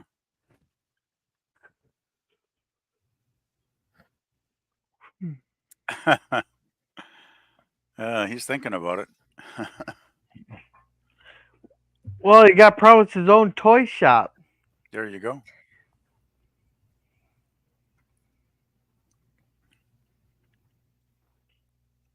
And Don's doing his own bit of leadership there, trying to save the others, threatening threatening with the explosive device. But for some reason, Zumdish stole his ray gun. I don't understand why or how.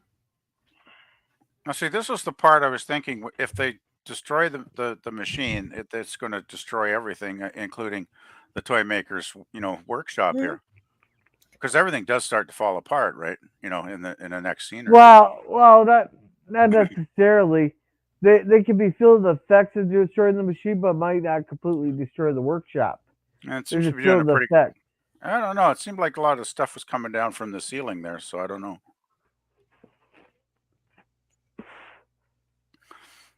Maybe just the part that was fourth dimensional would be destroyed. I don't know. Well, once again, it's not really clear, I guess. No, it's not. That's why I said something nonsensical. Oh, everybody's back. It doesn't matter now. Yeah, but I got a question.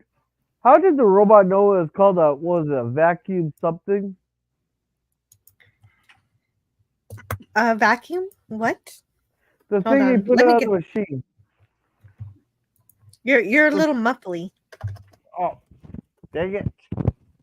That thing they put on there, how did the robot know it's called a vacuum activator or something or whatever? Because he I'm said gonna have to look up the script. yeah, because I Oh, can't remember exactly what he called it.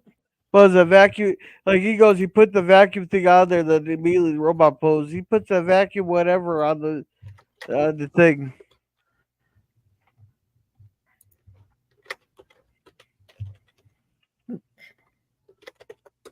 Nope, I can't. Okay, hold on. Season 2, Toymaker. Well, they will have a few minutes before the activator creates a vacuum. Wait, what? Yeah, no, I don't know what I don't know what that means. Yeah, but the robot said that he got the vacuum activator was put on the machine.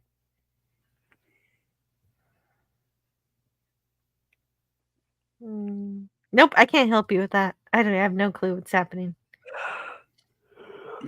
Okay. What is the activator? The activator has been placed on the machine. What they keep referring to something called an activator. Yeah, the What is the back. vacuum Yeah, actor? What is that?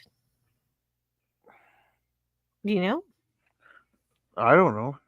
I don't know either. Yeah, Oh, I don't remember. I don't remember that clearly at all. Alright.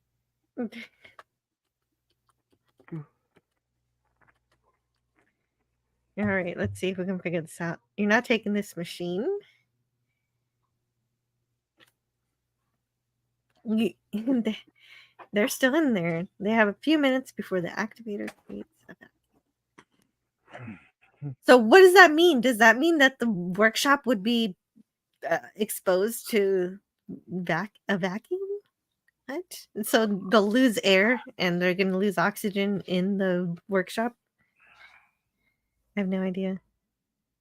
It's a good question. Kind of sounds like that could be it, but it's not really clear. Well, someone in the episode says, I don't understand. And neither do I. Yeah, there's a lot of that for me when I watch this. I don't understand. It's a Moments. good question, Gorilla. I usually have an answer for everything. I do not have one for that one. oh gosh, darn it!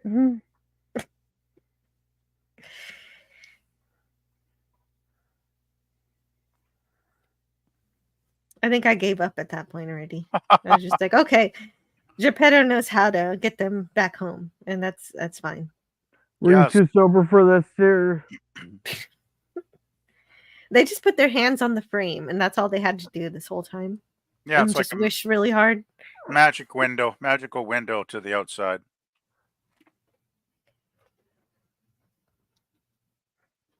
Yeah, Yeah, it's like was pretty it what much. Bob and Wanda wrote this one, right? So it's kind of Bob like and Wanda, really? yeah, I think it was. Didn't Pop say that at the start? Bob and Wanda Duncan. I think they're the writers. What else did they write? What other Oh, episodes? I know they wrote quite a few other ones. Give me a second. Let's see, it was Bob and Wanda Duncan.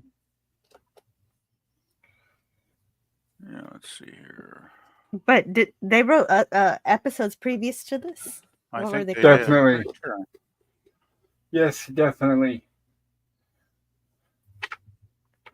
Yeah, I'm just doing a quick scroll through my list here to see if I can find. I'm sure they did a few other ones besides this. This was Well, the I guess third they would. Lost in Space script, following Space Circus and the Android Machine. The Android Machine. Oh, they did write the first one, so they wrote the sequel. But I kind of Yes. like the Android Machine. What happened here? Yeah. Yeah, the Silly Android Machine I Christmas. thought was much better episode. Yeah, previously. This is the year that or this is about the time that they banned cocaine in the writing room.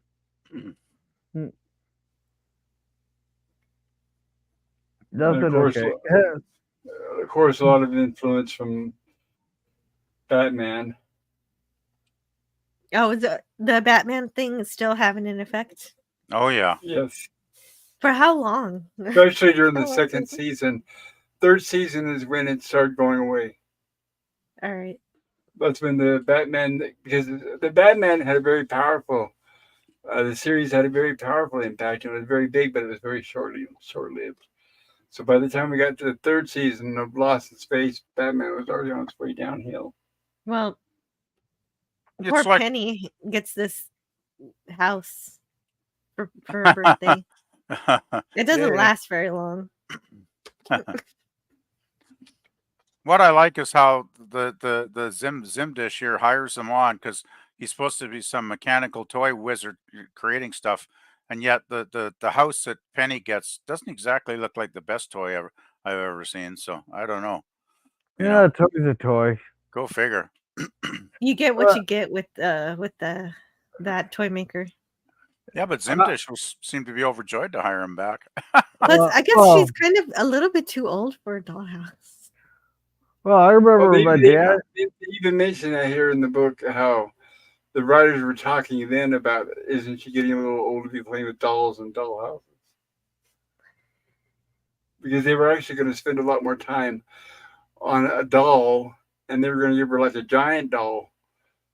This store was going to give her a giant doll, and then the writers were talking about it. She getting a little old for dolls and dollhouses. Yeah, they were on a better path with the motorcycle, but a motorcycle's too crazy for her age too. So they should have gone right in between and actually made a bicycle. That would have made more sense. Yes, yes. Yeah, that would have made total sense. Yeah. By the way, Bob and Wanda do write a couple more episodes after this one, so they do come back in the future. But it would have to be a mountain bike because you can't really ride a normal bike around on the planet.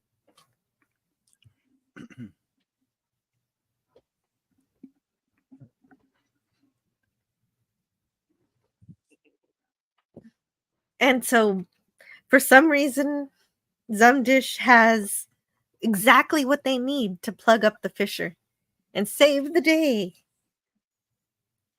Yay, of course.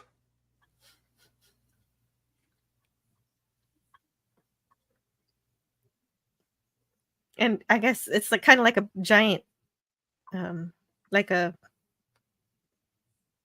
cork that changes shape to fit the fissure perfectly. Yes. That's a cosmic cork.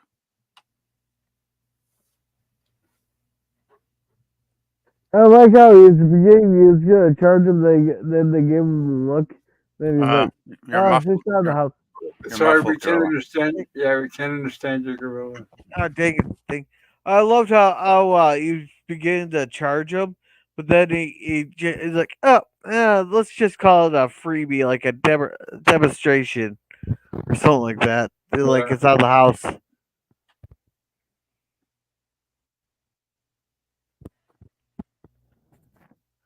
Oh. It starts falling apart immediately.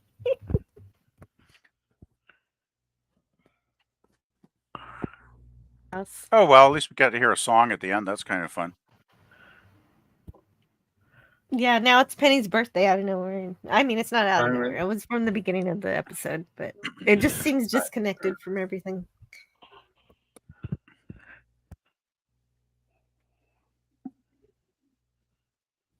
Right? They touched on it during the beginning of the episode, then kind of forgot about it, and then circled around and ended on that topic. Yes. And for the teaser for the next time, Dr. Smith is trying to seed clouds, like cloud seeding, which is something that we actually do. We're trying to make it rain. Yes. I forget why. Well, for those countries that don't get much rain, I mean, like Saudi Arabia, they're starting to regret it now. They're flooding. Yeah, I then gotta be careful. China also they've been getting historic floods and tornadoes on top of that. All of Yep. their most industrious province there, like 140 factories got destroyed over there. Yep. That's what happens Boy. when you mess with Mother Nature.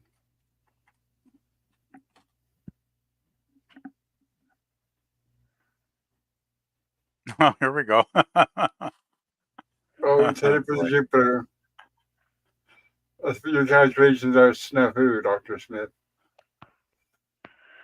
Oh, he didn't check his math. Actually, isn't snafu kind of a that's kind of a questionable term to put in a family hour show, isn't it? If I remember what snafu means. I thought it meant like a mistake. Yeah, because I think snafu doesn't isn't that like a was that a military term or something? I remember years ago reading about. I'm not sure. The only military the one I know is FUBAR. Oh, okay. Because I know it started off situation normal, and then I won't mention the rest of what it meant. So we have our cliffhanger for next week. It looks like Dr. Smith's plans went awry, didn't exactly work out as he had planned. And it looks like it destroyed. Did it say what that was they were building right there that they had right outside the ship? I guess not. Well, what they were building in terms of what What was exactly? struck by that missile? Besides the Jupiter about to get struck. Let's see. Right, because the Jupiter didn't Missile. get struck. It was that device that was next to it. Right. It's no big deal. A rainmaker? I guess Zachary Smith calls it a rainmaker. Oh, so they were doing a similar experiment over by the Jupiter too, while Dr. Smith was working on his own, I guess. Oh Yeah. no, I don't know. No, I Now, don't know what this is. I have no now clue here what this is. now here's a question: why would they do it so close to their home? Wouldn't they want to do it a little farther away to test the results so they know they're not gonna screw up when Yeah, they're you would building it think. around?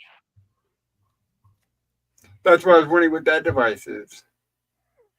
If they mentioned it. They didn't really talk too much about it. Okay. Yeah, because I was just So thinking, were they both working on a rain machine or is that something different? I don't know. Because I don't remember seeing that previously. yeah, I don't remember this piece of hardware here from any other episodes. Maybe something new. Maybe they'll explain it in next week's episode. They might get a Yeah, little I more. think that's going to be the thing that we're going to have to find out next time. Yes. Tune in next time to find out what this device looks like. That looks like somebody's art project. Right, and find out if it survives Dr. Smith's horrible mistake.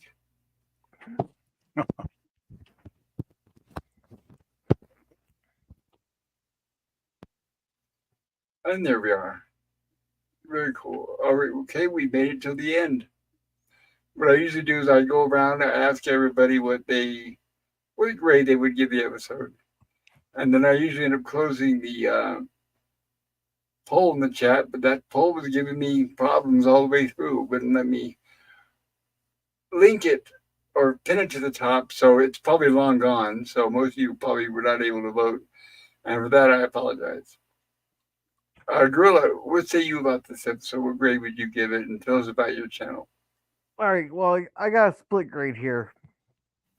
There's one scene that gets an automatic A plus plus plus plus plus for me. That was Okay. seeing Dr. Smith dressed up as pretty much as a clown there. You Oh, know, the yes. makeup and the hat, all that. That's But then we got there's all kinds of problems with this episode. It's like someone forgot to read the can. And really, all they had to do was look at one episode. If you're gonna do like a sequel episode, make sure you follow up with the lore of the thing. Like, you think Dr. Smith, after he got threatened with jail time last time, would not be so hasty to start messing with the machine and all that again? True. You got that whole Fisher thing just seems like a filler and to put us on a deadline. They could they could have scraped that and give us more Don and the other guy, or we could have gotten so much more out of this episode. They would just didn't have that Fisher thing there. That's just filler and to give us a deadly time zone. The Toymaker, all his logic didn't make sense. There's so much inconsistencies with the Toymaker there. It's what else was so I'm gonna give this episode a deep Actually, with that cloud thing, I'm gonna give it a C. If they Okay. didn't have that cloud thing in there, it'd probably been a D episode for me. I mean, I was entertained, but yet there's so many inconsistencies that hurt the brain, and especially compared to the two episodes with this type of machine to it, with the Celestial Department Store. Uh-huh. And tell us about your channel. Um, as you seen earlier at the beginning of the stream, there I do a bunch of shorts, and apparently I'm starting to attract the trolls to my shorts. No, Shame on I trolls. yeah, I'm gonna try to do a few more there. I'm not sure if I'll have Justified this week because I somehow got suckered into volunteering to run the ring toss uh, game at the school's carnival. So Nice. yay me. Uh, let's see, Thursday for Stock, we're doing a special one for PvP. It's called Warrior. Even though he called me a Canadian the other day, I'll still be nice to give him his birthday present for me there. Gotcha. Thank you, uh, Gorilla. I don't think there will be a Waltons episode this week Oh, because I got the boy, and there will be nothing on Saturday. No streams on Saturday because I got a 3-in-1 birthday party on Saturday. Then for the cinema Sunday there, I should be doing it, and that'll be RoboCop 2. Nice. There. Yeah, that sounded like everybody had a good time when you showed RoboCop 1 yesterday. Oh yeah, that was a lot of fun there. It's a great movie. Yes, it is. And what about you, PVB? What say you about tonight's episode? well, Gorilla kind of said quite a bit that I was thinking, so I probably don't have to rehash some of that. But yeah, I just found the inconsistencies started to really annoy me at a certain point. I found the Toymaker very annoying, actually. I just don't quite know what they were going for. If they intended this to be a Christmas episode, they really should have got somebody closer to Santa Claus than Geppetto. So that kind of failed. That failed for me. I just didn't like Walter Burke's performance overall. I just, I guess it's the way the character was written, but I just found him kind of hamming it up and just a little too eccentric.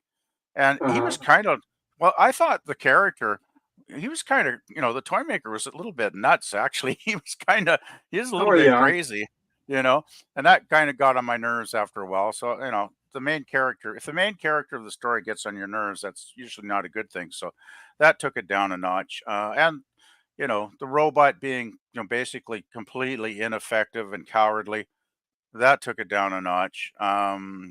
Smith, not learning from the Android machine episode to maybe not go and start pushing buttons on these machines because it's going to give you misery. But of course, Smith is Smith, so we have to get the Yeah, he episode is. started, I guess.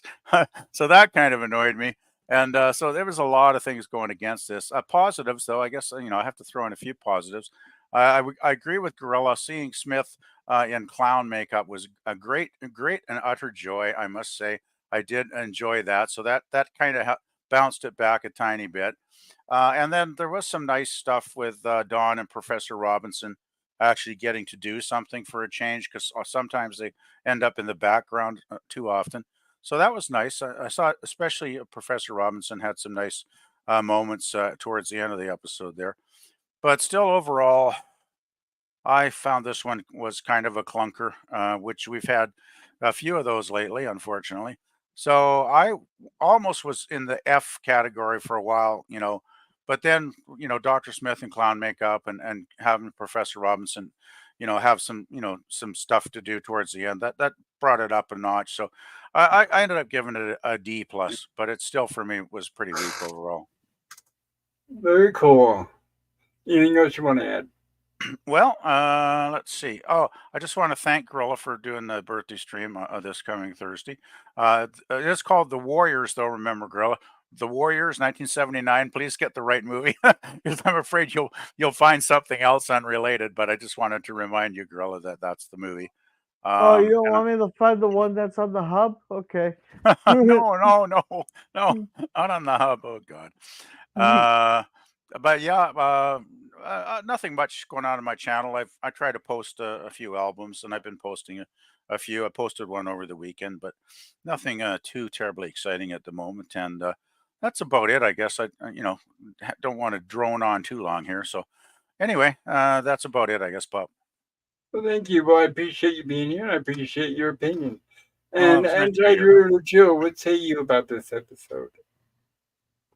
Sure. I actually kind of like the performance of the Toymaker, but the story lacks any kind of common sense.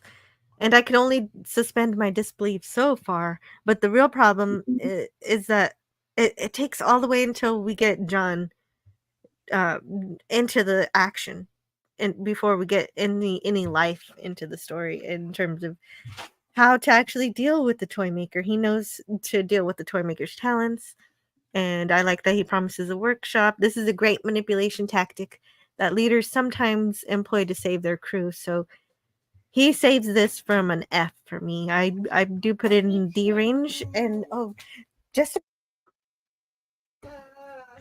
however, that alone kind of bothers me how infantile they wrote Will.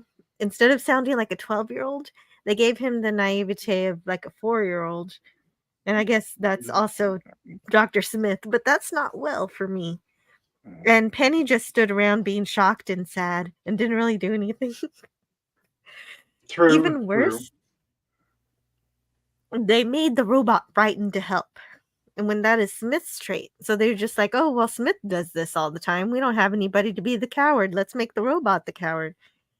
You don't do that just because it's a thing. Just because it's a thing that usually happens. You don't just ascribe traits that don't belong to a character just because you're used to that writing tactic for a certain scene. I don't know if that was their reasoning or not. Should have seen by didn't. Yeah. And also, the robot can run out of power, as everybody was saying. There was a little there was little effort into making the script appeal to anyone who knows the show, which is weird to me because the android machine was amazing. I can't believe this was written by the same two people, because that was such a charming little episode, and they just took that and threw away everything good about it, it seemed. No, yeah. But even with Smith being as lazy as he is, with Earth on the other side, I could bet that he'd put aside that trait because he was dying to get home. So what happened here? And it feels like they just put Earth there just to show it. And why even include it? Just to show Christmas trees? But you kind of explained that for me, is they just had stock footage that they wanted to use. And sorry, you it know was a what? disappointment. Yeah, no, but I have one last note that plays to what everyone was confused about for this episode. I have no clue why destroying one toy machine would lead to the total destruction of the toy factory of OM, but I guess that's it. That's a D. Okay, And and those go ahead.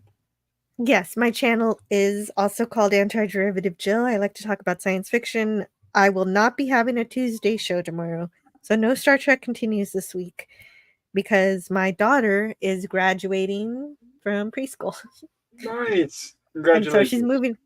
Thanks. She's moving on to kindergarten, so she's leaving daycare forever. She's not a baby anymore, so she's going to Nope. kindergarten. Very cool. And so no Star Trek. And so since I have an important Star Trek, there is still Star Trek this week, but it's going to be on King Dolphin TV's channel, and I will be joining Raymond at King Dolphin TV to talk about Deep Space Nine, specifically the Trials and Tribulations episode, along with maybe some other time travel episodes of Deep Space Nine. But I have a feeling we're really going to get into that particular one.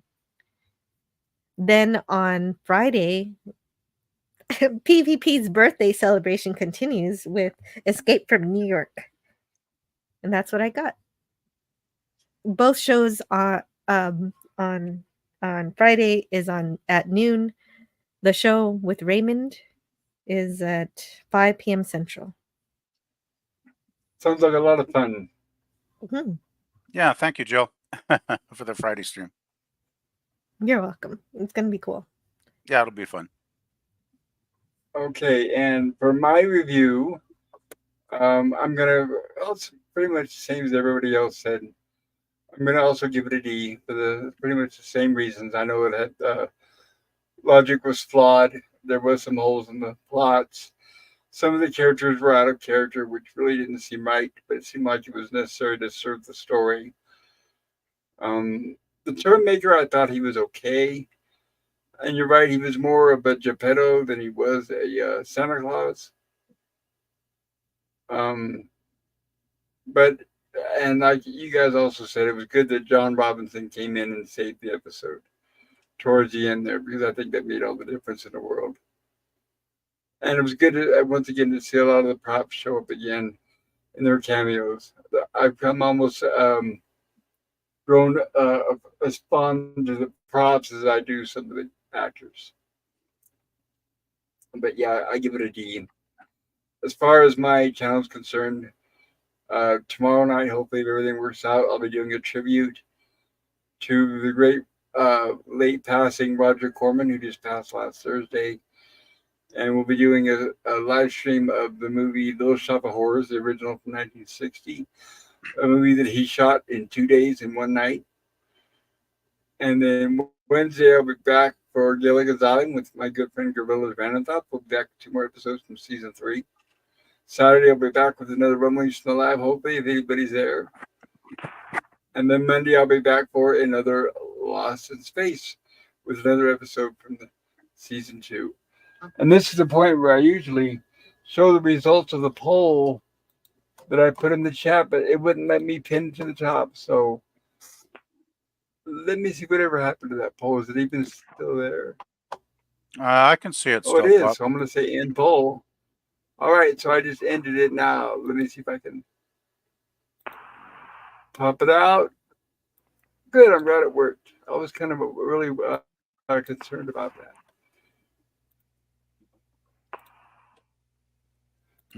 Hooray.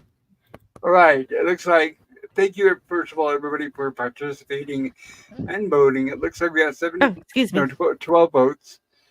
What grade would you give the Toymaker? It looks like 50% gave it a B plus to a B minus. Nice. 25% A plus to A minus.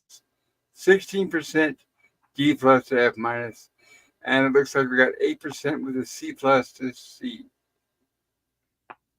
minus. So not bad. No, not that's excellent. That's an excellent turnout. I really appreciate that. Thank you all, like I said, for participating and being here. I hope you enjoyed the stream tonight. If you did, consider hitting the like button. And if you haven't done so, perhaps subscribe to my channel. I hopefully will have a lot more coming up. And of course, as we usually do to close this out, I'm hoping I can show a preview for next week's episode,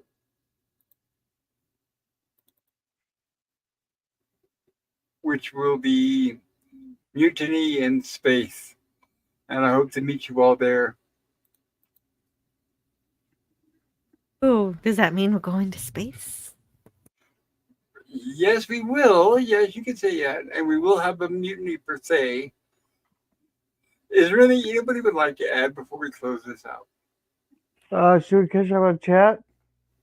Great idea. Thank you, Gorilla. Let's not forget them. We love the chat. Oh, shoot, I got. Let's see. Geek says not automatic, atomic. Geek says maybe the activator neutralizes the dimension where the workshops exist, and everything will get sucked into a vacuum dimension. That's a possibility. I love it. That's it. Geek flag wins. Yes, thank you, So- Geek Flag. 'Cause Still not I can't changing think my of it grade. better. I can't think of anything better. All right, Scotty says Batman. nobody can beat the Batman there or beat their Batman. And Geek says it's a cosmic, pretty much. But I was keeping those comments to myself because that was so and Boomer says Snafu and Food Bar came up around the same time, I think. Well, I know Food Bar, it's German. By the way, girl, I put what snafu means in the private chat if you guys want I to check already it do out. it. I already do it, man. Yeah, I'm actually shocked that that made its way into a Lost in Space episode. Well, it's German. Well, snafu has the meaning, and I'm not going to Yeah. say it on the stream. Yeah. Well, it's German. Name that Uh, movie. Name that movie. uh, Where anyway, they, you can check it out. yeah. Anyhow, Okay. the definition of snafu, a chaotic and confused state. Okay. Sounds good. And Scurvy here says, thank you for that, for putting our links in there. Yeah, thank you, Lemon. You're wonderful. Thanks, Scurvy Llama. says, Thank you. Yes. Thank you. the warrior, he says, the warrior's nice. Yeah, it's a good movie. Everybody saying hi to each other here. Yeah, just as night, everyone. Night. All right. Is Pop going to be on Star Trek Continues? There is no Star Trek continues, is what I say next. No. This week. No, Not this week. No Star Trek. You're right. No Star Trek continues tomorrow. All right. Proves that squares won't use swears. Scotty, you haven't been to all my Walton streams yet, so. But that's all the chats. All right. Thank you for covering that for me, Gorilla, and thank you for doing a great job tonight, Yeah, no problem. helping me with the chat. Thank you, Jill, for the wonderful slides. Oh, Once yes, again, you it's did a my pleasure. magnificent job. It makes Is there things any- more fun for everyone. So I It enjoy does, absolutely, yes. I wouldn't trade for anything in the world. Is there anything any of Mm-hmm. you would like to add before we close this out and say goodnight to everybody? No. Nope, can't think of anything offhand, Pop. Okay, well, with that, I'm going to say goodnight to everybody. Take care wherever you are. And like I said, we're going to stay tuned now for the preview for next week's Lost in Space. And cheers.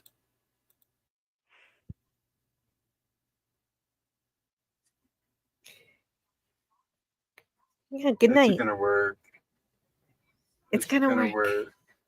Come on.